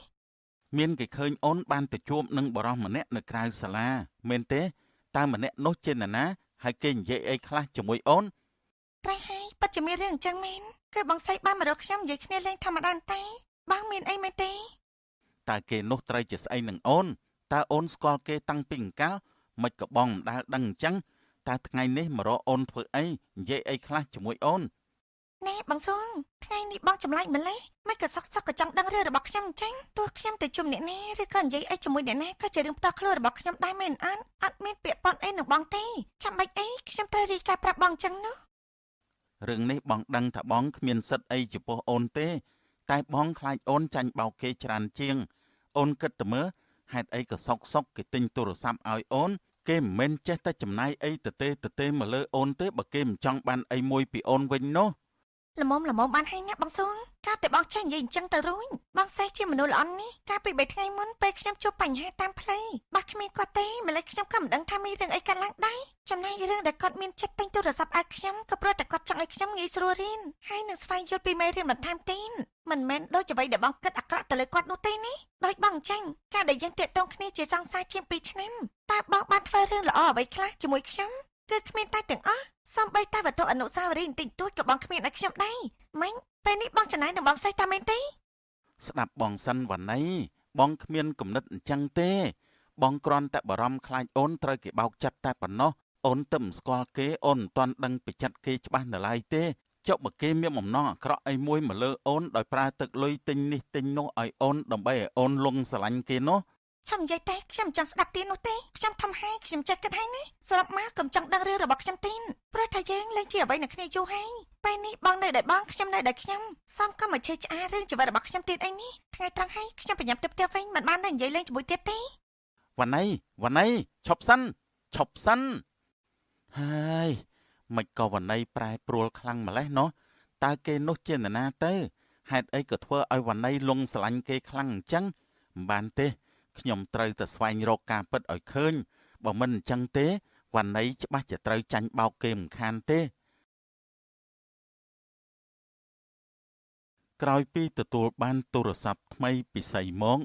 វណ្ណីមានចិត្តសប្បាយត្រេកអរជាខ្លាំងនាងក៏ចាប់ផ្ដើមធ្លាក់ក្នុងអន្លង់ស្នេហ៍របស់សីចាប់តាំងពីពេលនោះមកក្មេងតូចរបស់បងអូនគេងហើយនៅ ចារៀបនឹងគេងហើយតែ ចាំបងខំមកយូរពេងចាប់បងរវល់ធ្វើអីដែរស្មាននេះទៅខំមករកអូននោះ បងរវល់ទៅបោករបាយការណ៍បញ្ជូនទៅថ្នាក់លើហ្នឹងណាប្រហែលថ្ងៃនេះហត់ណាស់ឈឺក្បាលនឹងការងារច្រើនត្រូវពិនិត្យម្ដងមួយដើម្បីកុំឲ្យខុសតែគ្រប់ពេលដែលបានឃើញមុខអូនភ្លាមបងក៏មានអារម្មណ៍ល្អឡើងវិញនិងបាត់ឈឺក្បាលភ្លាមតែម្ដង មែនហើយបងភ្លេចប្រាប់អូនកាលពីម្សិលមួយថ្ងៃបងបានទៅរកអូននៅផ្ទះដែរតាតែមិនជួបអូនសោះ អ្នកណាឲ្យបងមករកពេលដែលអូនមិននៅផ្ទះធ្វើអីទេ ធ្វើម៉េចបងមិនដឹងថាអូននៅផ្ទះឬក៏មិននៅបើពេលហ្នឹងបេះដូងបងវានឹកអូនខ្លាំងសឹងអីទៅហើយហ្នឹង សំដីផ្អែមណាស់បងឯងនេះមិនដឹងជាមានស្រីប្រមាណអ្នកទេលោកស្រឡាញ់នឹងសំដីផ្អែមរបស់បងឯងនោះ មានណាបងមានតែក្មេងតូចរបស់បងតែម្នាក់គឺគ្រប់គ្រាន់ហើយនិយាយអញ្ចឹងថ្ងៃស្អែកពេលអូនចេញពីរៀនគិតតែញ៉ាំអីជាមួយបងម្ដងហី មិនបានទេដឹងឯបងខ្លាចបើគេឃើញវាមិនសមនោះទេ សំ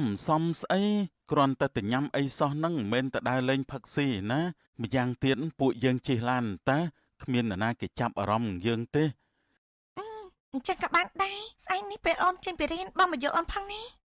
បានក្មេងតូចរបស់បង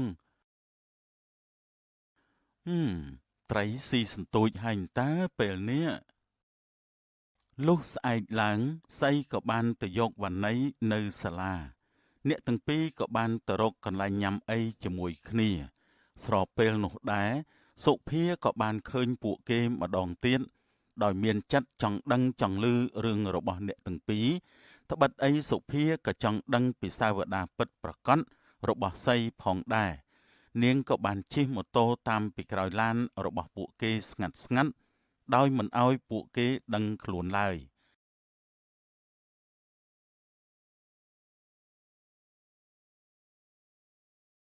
តាមពិតគឺអញ្ចឹងសោះនាងវណ្ណៃនាងពិតជាអាក្រក់មែនស្រឡាញ់មនុស្សប្រុសរកតែអ្នកមានឡានជិះអើយពិតជាអាណិតបងសួងខ្លាំងណាស់មិនគួរណាស្រឡាញ់នាងវណ្ណៃនេះសោះ ក្រឡេកមកមើលពូឈឿននិងមិញផាដែលមិនដឹងថាវណ្ណីបានទៅញ៉ាំអីជាមួយសៃនោះទេពួកគាត់បានត្រឹមតែឈរទន្ទឹងចាំផ្លូវកូនមកពីសាលាវិញតែប៉ុណ្ណោះ យីឪវាថ្ងៃនេះមិនក៏មិនតាន់ឃើញកូនយើងត្រឡប់ពីសាលារៀនវិញអញ្ចឹងហ៎កូនយើងមិនដែលមកផ្ទះយើងអញ្ចឹងទេឬក៏វាមានបញ្ហាអីតាមផ្លូវទៀតហើយមិនអញ្ចឹងទេឪវាឯងតាមទៅមើលបន្តិចទៅមើលខ្លាចវាដូចថ្ងៃមុនហ្នឹងណា ចាំមើលបន្តិចទៀតសិនទៅក្រែងលោវាទៅផ្ទះមិត្តភ័ក្តិវាសិនក៏ថាបានឬក៏ប្រហែលជាវាកំពុងតែជិះមកវិញផងក៏មិនដឹង តែខ្ញុំដូចជាមិនទុកចិត្តសោះហើយខ្ញុំខ្លាចតែកូនយើងវាមានរឿង មកពីម៉ែវាឯងបារម្ភពីវាពេកនឹងហើយកដាលថ្ងៃចេះតើមានរឿងអីកើតឡើងទៅកើតចាំមើលមកសន្ទុះទៀតសិនទៅ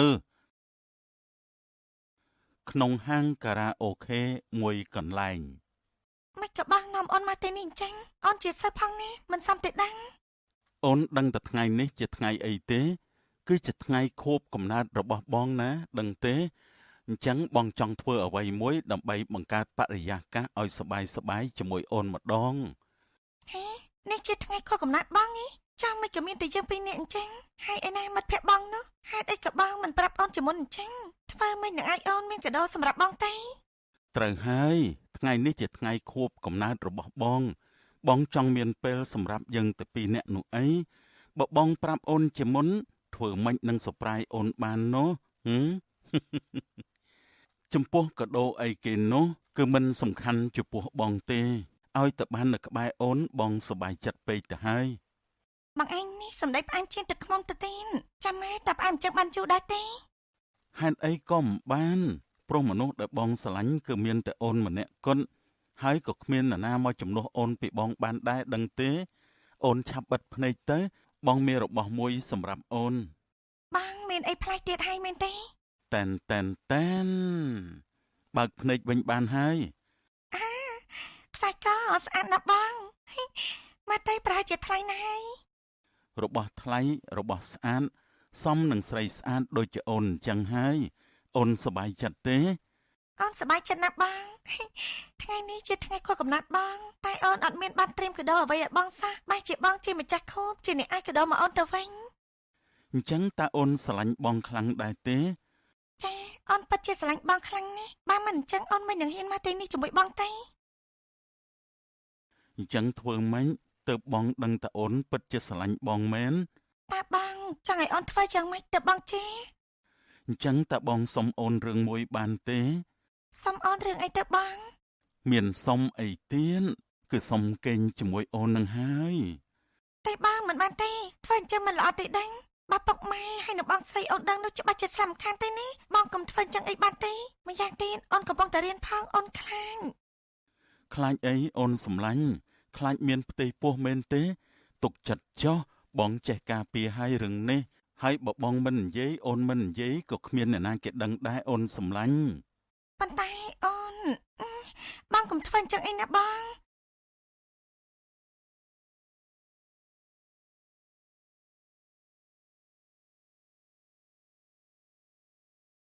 វណ្ណីកូនឯងទៅមកពីណាហ៎ស្មាននេះទៅតែមកផ្ទះអីហេតុអីក៏យូរម្លេះថ្ងៃនេះគេពេលកូនចេញពីរៀនកូនឈៀងចូលផ្ទះមិត្តភក្តិបន្តិចដើម្បីនិយាយគ្នាពីរឿងត្រៀមប្រឡងហ្នឹងណាម៉ៃថ្ងៃនេះខ្ញុំញ៉ាំអីជាមួយមិត្តភក្តិឆ្អែតហើយខ្ញុំអត់ញ៉ាំបាយទេខ្ញុំសុំតែងូតទឹកសម្រាប់សិនហើយណាម៉ៃណែវណ្ណីឈប់សិនប្រញាប់ទៅណាហ៎ម៉ៃនៅមិនទាន់សួរអស់ទេណាអើយកូននេះឥឡូវអាម៉េចក៏ប្លែកម្លេះណោះ ឆ្លងកាត់វេលាថ្ងៃនោះរួចមកវណ្ណីក៏បានធ្លាក់ក្នុងអន្លង់ស្នេហ៍របស់សីកាន់តែជ្រៅឡើងរហូតដកចិត្តមិនរួញ វីវ៉ូឲ្យបងសួងមានរឿងធំហើយណា មានរឿងអីទៀតហើយសុភា គឺវណ្ណីសង្សារចាប់បងឯងនឹងហើយថ្ងៃនេះពេលចេញពីរៀននេះបើខ្ញុំមិនបានឃើញនៅភ្នែកទេនោះខ្ញុំក៏មិនជឿដែរថានាងធ្វើអញ្ចឹងទៅរួយនោះបងសួង វណ្ណីយ៉ាងម៉េចទៀតហើយសុភាឆាប់ប្រាប់ខ្ញុំមកតើនាងមានរឿងអីទៀតហើយហ៎ បងនៅចាំបានទេកាលប្រហែលថ្ងៃមុនខ្ញុំបានប្រាប់បងថាមានប្រុសម្នាក់បានមករកនាងនៅមុខសាលាហើយគាត់បានទិញទូរស័ព្ទឲ្យនាងនោះអីឥឡូវនេះនាងបានឡើងឡានជាមួយនឹងគាត់ម្នាក់នោះទៅចូល KTV តែម្ដងណាបង មិនអាចទេសុភាខ្ញុំមិនជឿទេខ្ញុំស្គាល់នាងច្បាស់ណាស់ខ្ញុំក៏ធ្លាប់ជាសង្សារនឹងគ្នា2ឆ្នាំដែរវណ្ណីជាមនុស្សស្រីបែបណាខ្ញុំប្រកាសជាដឹងនាងមិនអាចធ្វើរឿងផ្ដេសផ្ដាសបែបនេះទេ បាទខ្ញុំមិនឃើញផ្ទាល់នឹងភ្នែកខ្ញុំក៏មិនហ៊ាននិយាយដែរណាបងគិតតែមើលប្រុសម្នាក់នោះគេសង្ខារខ្លាំងណាស់ថែមទាំងមានលុយច្រើនជិះសិតតែឡានទំនើបទៀតគ្រាន់តែវណ្ណីថាចង់បានទូរស័ព្ទភ្លាមគាត់ក៏ទិញឲ្យភ្លែនអញ្ចឹងតាស្រីណាមិនលងស្រឡាញ់តាមែនទេចុះចំណែកបងវិញនោះបើប្រៀបជាមួយគាត់ខុសគ្នាដូចមិននឹងដីអញ្ចឹង គ្រាន់តែឮសុភានិយាយដូច្នេះសួងហាក់ដូចជាភ្ញាក់ផ្អើលជាខ្លាំងតែសួងបានត្រឹមតែសោកស្ដាយចំពោះមនុស្សដែលខ្លួនស្រឡាញ់ខ្លាំងបំផុតតែបែរជាធ្លាក់នៅក្នុងអន្ទាក់ប្រុសព្រានដោយងាយដូច្នេះសោះប៉ុន្តែដោយចិត្តស្រឡាញ់វណ្ណីខ្លាំងសួងក៏មិនចង់ឲ្យនាងមានវិបដិសារីកាន់តែខ្លាំងនោះគេក៏បានទៅរកវណ្ណីម្ដងទៀតដើម្បីដាស់តឿន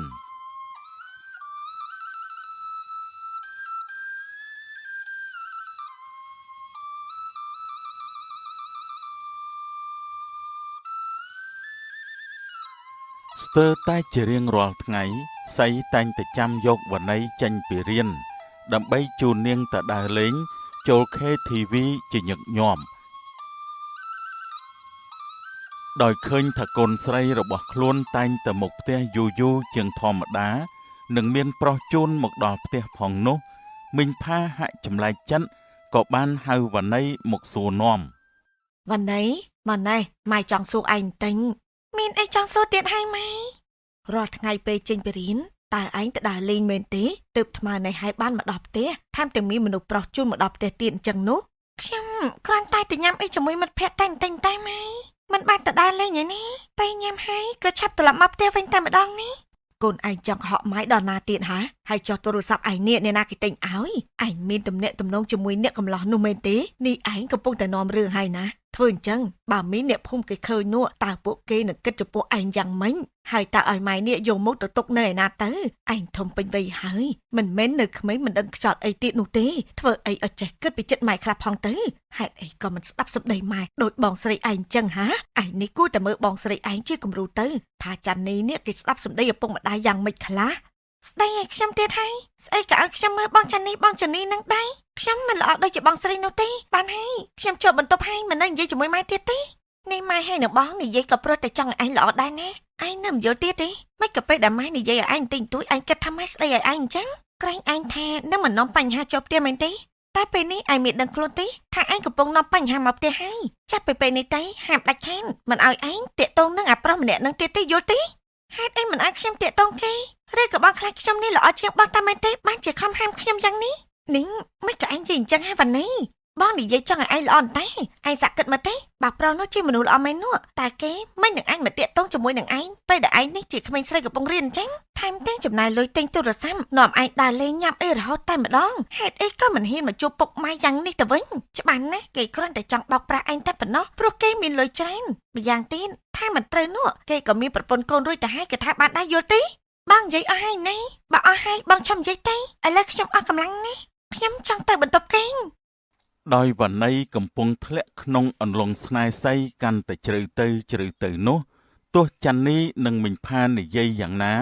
ក៏វណ្ណីស្ដាប់មិនចូលដែរមានរឿងអីម៉ែវាមិនក៏និយាយលឺម្ល៉េះ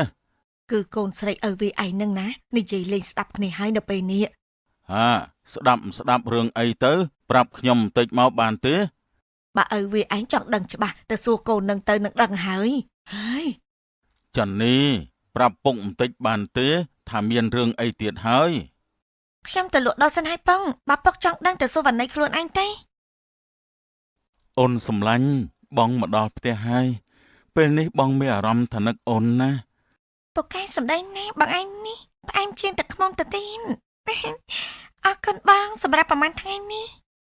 មិនក៏សុកអរគុណបងអញ្ចឹងអរគុណបងរឿងអីទៅអូន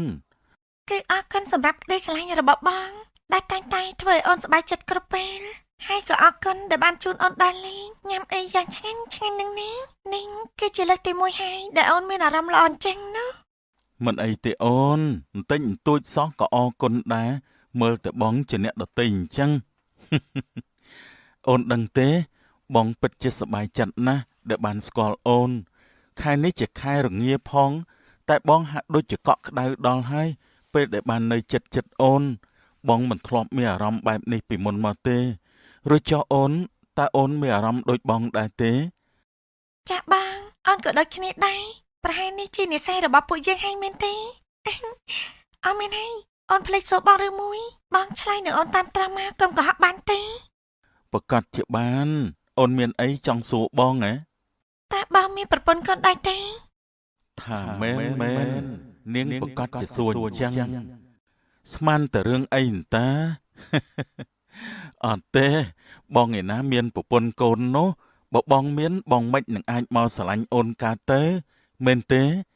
អញ្ចឹងថ្ងៃណាបងមកលេងគ្រួសារអូនទេអូននឹងបានណែនាំឲ្យបងស្គាល់ពុកហើយនឹងម៉ែអូនផងនេះបងចង់ទៅលេងឪពុកម្ដាយអូនណាតែពេលនេះមិនអាចទៅបានទេព្រោះអូនកំពុងតែរៀនបើតាមបងគិតឪពុកម្ដាយអូនក៏មិនទាន់ចង់ឲ្យអូនមានទំនាក់ទំនងជាមួយបងដែរមែនទេតែអូនកុំបារម្ភរឿងនេះអីបងចេះគិតគូរហើយនៅពេលដែលអូនរៀនចប់បងនឹងជួបពួកគាត់មិនខានទេបងនិយាយនេះគឺជាការពិតទេរឿងអីបងកុហកអូននោះបងយកឈ្មោះជាកូនប្រុសមកសន្យាណាថានឹងស្រឡាញ់នឹងមើលថែអូនឲ្យបានល្អតែម្នាក់គត់មិនធ្វើឲ្យអូនពិបាកចិត្តសូម្បីតែបន្តិចនោះទេជឿបងចុះណាអូនសំឡាញ់សម្ដីផ្អែមដល់ហើយសូមឲ្យសម្ដីរបស់បងនឹងខ្លាចជាការពិតទៅចុះនេះចាំបើថ្ងៃណាមួយបងក្បត់អូនតើគិតយ៉ាងម៉េចទេគ្មានថ្ងៃនោះទេបងមិនក្បត់អូនជាដាច់ខាតបើអញ្ចឹងអូនកេងទៅណាយប់ណាស់ហើយចាបងសម្លាញ់រាត្រីសុស្ដីកុំភ្លេចសុបិនឃើញអូនផងណាពួកគេបាននិយាយសារសងគ្នាស្ទើរតែរៀងរាល់យប់តែវណ្ណីមិនបានដឹងនោះទេថាសីជាមនុស្សប្រុសព្រានមានស្រីស្រឡាញ់ច្រើនចិត្តមិនស្មោះត្រង់ឡើយឥឡូវនេះឲ្យយើងក្បត់នាងបានយ៉ាងម៉េចបើទើបមិនស្គាល់មិនទាន់បានកន្លះខែផងហ្នឹងចាយលុយច្រើនសឹងអីទម្រាំតែឲ្យនាងចូលតាក់យើងបានបបោះបង់នាងចោលត្រឹមនេះស្ដាយក្លិនស្ដាយលុយខ្លាំងណាស់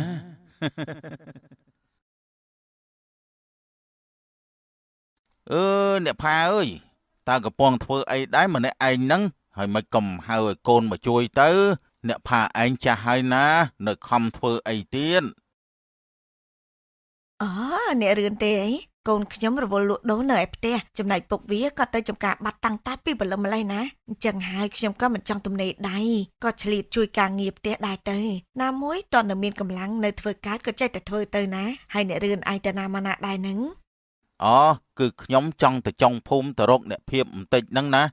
ណែនិយាយអញ្ចឹងអ្នកផាចិត្តបានកូនប្រសាឲ្យមែនទេព្រោះខ្ញុំអាសាឃើញមានអ្នកកំឡោះម្នាក់ជិះសុតតឡានទំនើបពណ៌ខៀវអាលងខ្ចីជូនវណីកូនអ្នកមកផ្ទះរហូតអ្នកកំឡោះនោះមើលទៅសង្ហាដល់ហើយ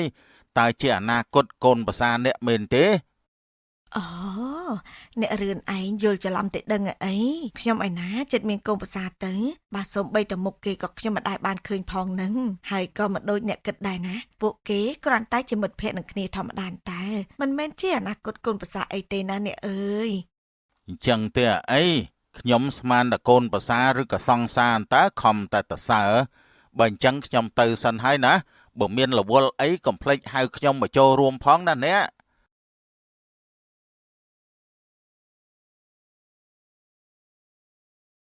ពីមួយថ្ងៃទៅមួយថ្ងៃរឿងដែលវណីមានប្រុសជូនមកដល់ផ្ទះរហូតដូចនេះធ្វើឲ្យអ្នកភូមិឆ្ងល់និងចង់ដឹងចង់ឮជាខ្លាំងពួកគេក៏ចាប់ផ្ដើមសង្ស័យនិងនិយាយពីមាត់មួយទៅមាត់មួយណែព្រឿនទៅមកពីណាហ្នឹងបើមិនប្រញាប់ទេនិយាយគ្នាលេងតិចសិនទៅអីអូអត់ប្រញាប់ទេហើយអ្នកជូឯងមានរឿងអីចង់និយាយហ្នឹងខ្ញុំឃើញពរឿនឯងឧស្សាហ៍ចេញចូលផ្ទះរបស់មីងផានោះអីអញ្ចឹងតើពរឿនឯងមានដឹងរឿងអីឬក៏អន់រឿងអីទៅខ្ញុំដូចជាមិនបានចាប់អារម្មណ៍សោះនេះមកភូមិណាគេដឹងគ្រប់គ្នាអស់ហើយមិនក៏ពរឿនឯងនេះមិនដឹងអញ្ចឹងគឺកូនស្រីខ្ញុំមីសុភានឹងណាវាបានឃើញនាងវណ្ណីនេះកូនស្រីរបស់មីងផាឧស្សាហ៍កិច្ចសាលាឡើងឡានទៅ KTV ជាមួយនឹងប្រុសម្នាក់ដែលទៅនឹងមកពីភ្នំពេញនឹងណាអើយមិនក៏នាងនឹងធ្វើរឿងឥតគេខ្មាញ់អញ្ចឹងទៅកើតណោះបើជាកូនស្រីខ្ញុំវិញណាច្បាស់ជាប្រេះទ្រូងស្លាប់ហើយមិនអាចទេដឹងអីប្រុសព្រឹកមិញអ្នកផាបានប្រាប់ខ្ញុំហើយថាពួកគេជាមិត្តភក្តិធម្មតាទេមិនក៏ពួកគេអាចធ្វើរឿងអញ្ចឹងទៅកើតនោះមិនកំអាចទៅរួញបើប្រុសនោះជាអ្នកមានលុយហើយជិះសុទ្ធតែឡានទំនើបអញ្ចឹងនោះសម័យនេះហើយណាក្មេងៗវាមិនសូវចេះគិតអីច្រើននោះទេឲ្យតែឃើញគេមានលុយមានឡានគឺច្បាស់ជាឆ្លក់វង្វេងអស់ហើយសំនឹងនាងវណ្ណីពូកែដើរលេងអញ្ចឹងទៀតនោះវាក៏មិនអញ្ចឹងទាំងអស់ដែរជួនកាលពួកគេអាចនឹងស្រឡាញ់គ្នាពិតមែនក៏ថាបានតែក៏ថាមិនត្រូវដែរព្រោះអីព្រឹកមិញអ្នកផាបាននិយាយថាគាត់មិនទាន់បានស្គាល់មុខអ្នកកំឡោះនោះនៅឡើយទេអញ្ចឹងគឺច្បាស់ហើយបើខ្ញុំគិតវិញគឺនាងនឹងណាច្បាស់ជាត្រូវបានគេបោកអស់ខ្លួនប្រាណអស់ហើយមើលទៅព្រោះអីណាបើប្រុសនោះស្រឡាញ់នាងនឹងមែនច្បាស់ជាគេណែនាំខ្លួនឯងនឹងមិញផាហើយនឹងពូឈឿនបានស្គាល់ហើយមែនអត់តែនេះអត់សោះពិតជាល្ងងមែនកូនស្រីអ្នកផានេះមិនអាចនិយាយអញ្ចឹងបានទេអ្នករឿងពួកគេយ៉ាងម៉េចក៏យើងមិនដឹងច្បាស់ហើយកាលដែលប្រុសនោះមិនទាន់បានណែនាំខ្លួនឲ្យអ្នកផានិងលបងឈឿនបានស្គាល់អាចមកពីគេគិតថាវណីកំពុងតែនៅរៀនក៏ថាបានពរឿនឯងនឹងមិនយល់ទៀតអីបើប្រុសនោះគេចេះគិតអញ្ចឹងមែននោះមិនក៏គេនាំនាងវណីចូលការ៉ាអូខេទាំងកដាស់ថ្ងៃអញ្ចឹងមែនតាអ្នកជូឯងនិយាយត្រូវហើយយ៉ាប់ណាស់ក្មេងសម័យនេះភ្លើតភ្លើនមែនទែនខ្ញុំអាណិតអ្នកផានឹងលបងឈឿនទេមិនគួរណាខូចឈ្មោះពេញភូមិដោយសារតែកូនស្រីអញ្ចឹងសោះស្របពេលនោះពូឈឿនក៏បានលឺអ្នកទាំងពីរនិយាយគ្នាដោយចៃដន្យគាត់មានអារម្មណ៍ថាខឹងផងនិងខ្មាស់ពួកគេផងទើបមិនបានតបតអ្វីជាមួយនឹងពួកគេឡើយគាត់បានត្រឹមតែខំមាត់សង្កត់ចិត្តតែប៉ុណ្ណោះរយៈពេល1ខែកន្លងផុតទៅវណ្ណីក៏បានប្រឡងចប់ថ្នាក់ទី12រួចហើយដែរក៏ជាពេលដែលវណ្ណីទន្ទឹងរង់ចាំយ៉ាងអន្ទះសាត្បិតអីនាងគិតថាសីនឹងធ្វើតាមសន្យាមកចូលស្ដីដណ្ដឹងនាងតាមប្រពៃណីតែស្របពេលនោះការងារសាងសង់ផ្ទះរបស់សីក៏ត្រូវបានបញ្ចប់រួចរាល់ផងដែរហេតុដូច្នេះសីក៏ត្រូវត្រឡប់ទៅភ្នំពេញវិញសីក៏បានប្រើល្បិចយកលេសទៅភ្នំពេញវិញមុននឹងម៉ាក់បងក៏ខលមកចង់ឲ្យបងទៅលេងផ្ទះម្ដងព្រោះតាំងពីបងមកធ្វើការនៅទីនេះ មិនដែលបានត្រឡប់ទៅផ្ទះម្ដងសោះ អញ្ចឹងអូនទៅជាមួយបងដែរបានអាននឹងបានស្គាល់អ្នកផ្ទះរបស់បងដែរនេះ កុំតន់អាលអីអូនសំឡាញ់គង់តែបានទៅទេផ្ទះបងនៅឆ្ងាយណាស់ម្យ៉ាងទៀតពួកយើងមិនទាន់រៀបការផងខ្លាចបើទៅអញ្ចឹងអ្នកចិត្តខាងគេនិយាយដើមអូនឯងអត់ល្អទេថាអូនឯងចិត្តងាយតាមប្រុសតាមអីដល់ផ្ទះអញ្ចឹងចាំលើកក្រោយទៅណាបងទៅផ្ទះតែប្រហែលថ្ងៃតើបងនឹងឆាប់ត្រឡប់មករកអូនវិញទេ អូនដូចជាឆ្ងល់បងនេះបងថាផ្ទះបងនៅភ្នំពេញឆ្ងាយបងនេះមិនចង់ឲ្យអូនទៅចឹងផ្ទះអូននៅចិត្តនេះសោះមិនក៏បងមិនទៅជួបឪពុកម្ដាយអូនអញ្ចឹងក្រែងបងសន្យានឹងអូនថាពេលអូនរៀនចាំបងចុះស្ដីអូននោះអីឥឡូវអូនរៀនចាប់ហើយតែពេលណាបងគិតគូររឿងរៀបការរបស់យើងទេ អូប្រកាសហើយរឿងអីដែលថាបងភ្លេចទៅកើតបងទៅផ្ទះលើកនេះគឺដើម្បីនិយាយជាមួយឪពុកម្ដាយបងឲ្យគាត់មកចូលស្ដីអូននឹងហើយឬក៏អូនមិនចង់ឲ្យបងទៅទេបើមិនចង់ឲ្យបងទៅទេបងមិនទៅក៏បានដែរ ហេបងនិយាយប៉ាត់មែននេះ អូនរំភើបចិត្តខ្លាំងណាស់អញ្ចឹងបងចាប់ទៅហើយក៏ចាប់ត្រឡប់មកវិញមែនណាអូននៅរងចាំដំណឹងល្អពីបងហើយអូននឹងទៅប្រាប់ពុកម៉ែឲ្យពួកគាត់បានដឹងដើម្បីត្រៀមខ្លួនទទួលឪពុកម្ដាយបងដែរអញ្ចឹងតើបងទៅផ្ទះថ្ងៃណាទេ បងគិតទៅស្អែកនេះព្រោះជាថ្ងៃបុណ្យឈប់សម្រាកពីការងារផងអញ្ចឹងថ្ងៃនេះយប់បន្តិចចាំទៅផ្ទះវិញណាអូននៅកំដរបងសិនទៅណា មិនដឹងជាស្អីទេបងអញនេះឲ្យតែជួបអូនពេលណាគិតតែពីរឿងអញ្ចឹងរហូតនេះ មិនឲ្យបងគិតយ៉ាងម៉េចបើសាច់ខ្ចីញញអញ្ចឹងនោះអ្នកណាទៅទ្រាំបានអូនលុះស្អែកឡើងសៃក៏បានត្រឡប់ទៅភ្នំពេញវិញចំណែកវណ្ណីមិនបានដឹងទេថាសៃនឹងមិនត្រឡប់មកវិញឡើយក្រោយពេលដឹងថាសៃបានត្រឡប់ទៅផ្ទះវិញភ្លាមសួងហាក់មានការបារម្ភពីវណ្ណីជាខ្លាំងត្បិតសួងគិតថាអាចជាល្បិចរបស់សៃដើម្បីដោះខ្លួនចាកចេញពីវណ្ណីរួចគេក៏ប្រញាប់ទៅរកនាងដើម្បីប្រាប់អំពីរឿងនេះវណ្ណីបងសួរអូនរឿងមួយបានទេតើបរិះម្នាក់នោះគេត្រឡប់ទៅភ្នំពេញហើយមែនទេ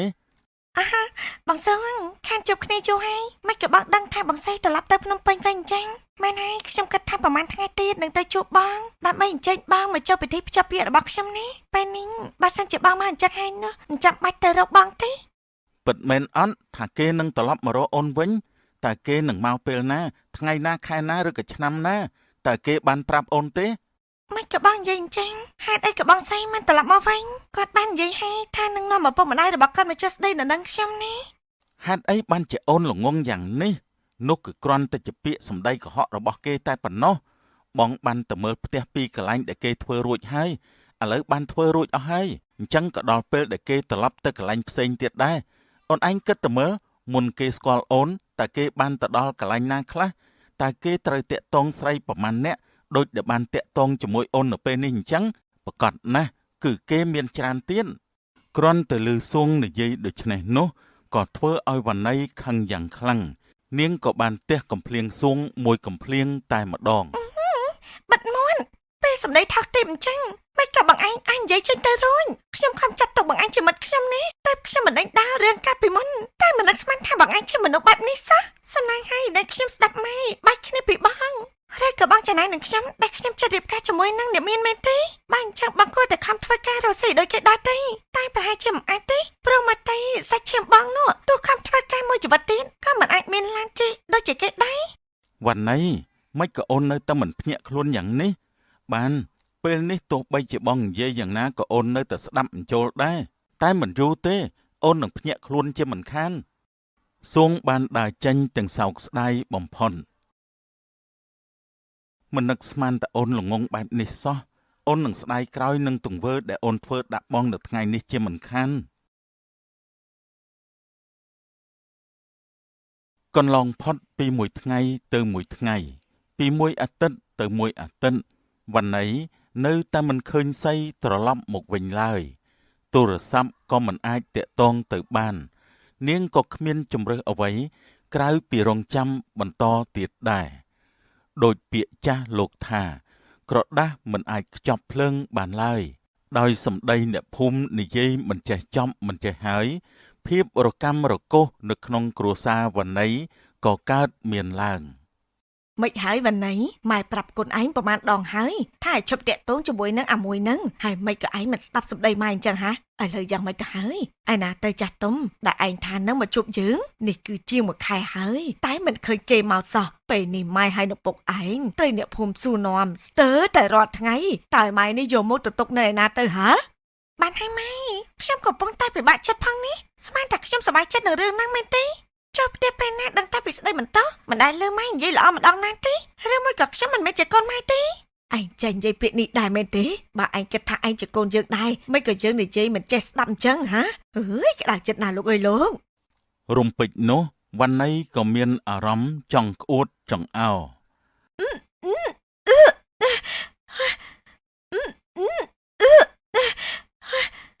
នីងតែខ្ញុំកាត់អីនីងមិនក៏សុកចង់ក្អួតយ៉ាងនេះវណ្ណីកូនឯងយ៉ាងម៉េចនឹងហ่ะហើយមិនក៏ក្អួតចង្អោរមិនឈប់អញ្ចឹងឆាប់ទៅពេទ្យសិនទៅមកម៉ែជូនឯងទៅណាតែខ្ញុំមានកូនទេអត់ទេមិនអាចទេបានចឹងមែននោះរឿងនេះខ្ញុំអាចឲ្យអ្នកណាដឹកបានទេអត់ទេម៉ែគឺប្រហែលជាខ្ញុំញ៉ាំអីខុសតែប៉ុណ្ណោះទេនេះបើញ៉ាំអីខុសក៏ត្រូវតែទៅពេទ្យដែរទៅឲ្យឆាប់ឡើងទៅអញ្ចឹងក៏បានដែរខ្ញុំទៅពេទ្យតែម្នាក់ឯងក៏បានម៉ែមិនចាំបាច់ជូនខ្ញុំទៅទេសូមចូលរួមត្រេកអរផងណាក្មួយស្រីចិត្តបានក្លាយជាម្ដាយគេហើយកូននៅក្នុងផ្ទៃនេះមានអាយុ1ខែកន្លះហើយណាហេថាម៉េចលោកគ្រូពេនខ្ញុំមានផ្ទៃពោះមែនទេត្រូវហើយក្មួយតើនេះជាកូនដំបងមែនទេបានជាក្មួយដូចជាភ្ញាក់ផ្អើលអញ្ចឹងហើយឪពុកគេនៅឯណាមិនក៏មិនឃើញមកជាមួយក្មួយ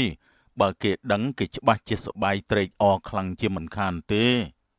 ចាមែនហើយលោកគ្រូពេនដៃខ្ញុំច្បាស់ជាសប្បាយចិត្ត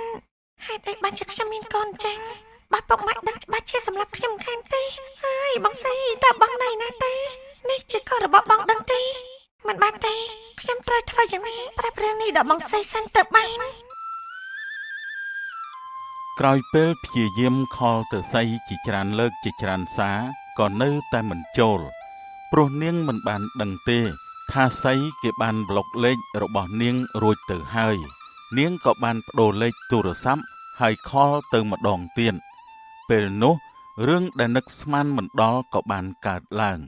អាឡូបងគឺបងស្រីមែនទេអូនគឺវណ្ណៃនេះបងបាត់តាណាតែមិនឃើញត្រឡប់មករកអូនវិញអញ្ចឹងពេលនេះអូនមានផ្ទៃពោះហើយបងដឹងទេបងឆាប់ត្រឡប់មកវិញមកណាបងណាថាម៉េចមានកូនមិនអាចទេតើអូនមានផ្ទៃពោះយ៉ាងម៉េចបានទៅបើបងមិនដែលផ្លាត់ស្នៀតផងហ្នឹងអូនមិនដឹងទេអូនភ័យណាស់បងតែយើងត្រូវធ្វើយ៉ាងម៉េចទេបងឆាប់ត្រឡប់មកវិញសិនមកណាអូនប្រាប់បងភ្លាមមកតើកូននេះជាកូននរណាព្រោះបងដឹងថាមិនអាចទៅរួចទេឬក៏ពេលដែលបងមិននៅអូនលួចតាក់ទងជាមួយនឹងប្រុសថ្មីបងស្រីហេតុអីក៏បងនិយាយបែបនេះអូនមានតែបងម្នាក់គិនតើអូនមានប្រុសថ្មីមកពីណាទេឲ្យបងជឿយ៉ាងម៉េចទៅបើពេលមុនស្គាល់អូនបងក៏ដឹងដែរថាអូនក៏ធ្លាប់មានប្រុសម្ដងរួចទៅហើយមែនទេឆ្កែកន្ទុយខ្វៀនវានៅតែខ្វៀនអញ្ចឹងកូននេះក៏មិនអាចជាកូនរបស់ខ្ញុំដែរបងស្រីមិននឹកស្មានថាបងជាមនុស្សប្រុសថោកទាបបែបនេះសោះអូនមិនគួរណាមិនស្ដាប់សម្ដីគេហើយជឿតាមការសន្យារបស់បងសោះអូនសោកស្ដាយខ្លាំងណាស់បាន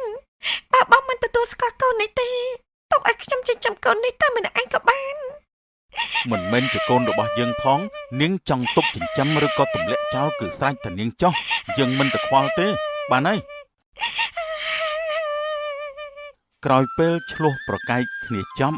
ដោយដឹងពីកំហុសរបស់ខ្លួន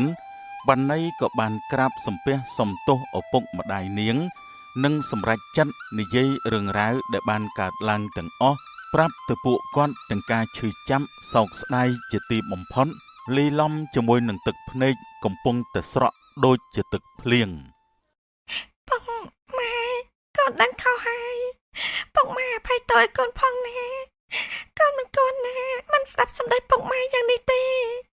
សូមពុកម៉ែកុំខាននឹងកូនទៀតអីណាបងម៉ែកូនសំទោកូនម្ដាយឲ្យតែកូនដឹងខុសចេះកែខ្លួន ម៉ែត្រេកអរណាស់ទៅហើយទោះយ៉ាងណាក៏កូននៅតែជាកូនស្រីរបស់ម៉ែទាំងនេះគឺជាកំហុសរបស់ម៉ែទេដែលមិនបានអប់រំមើលថែ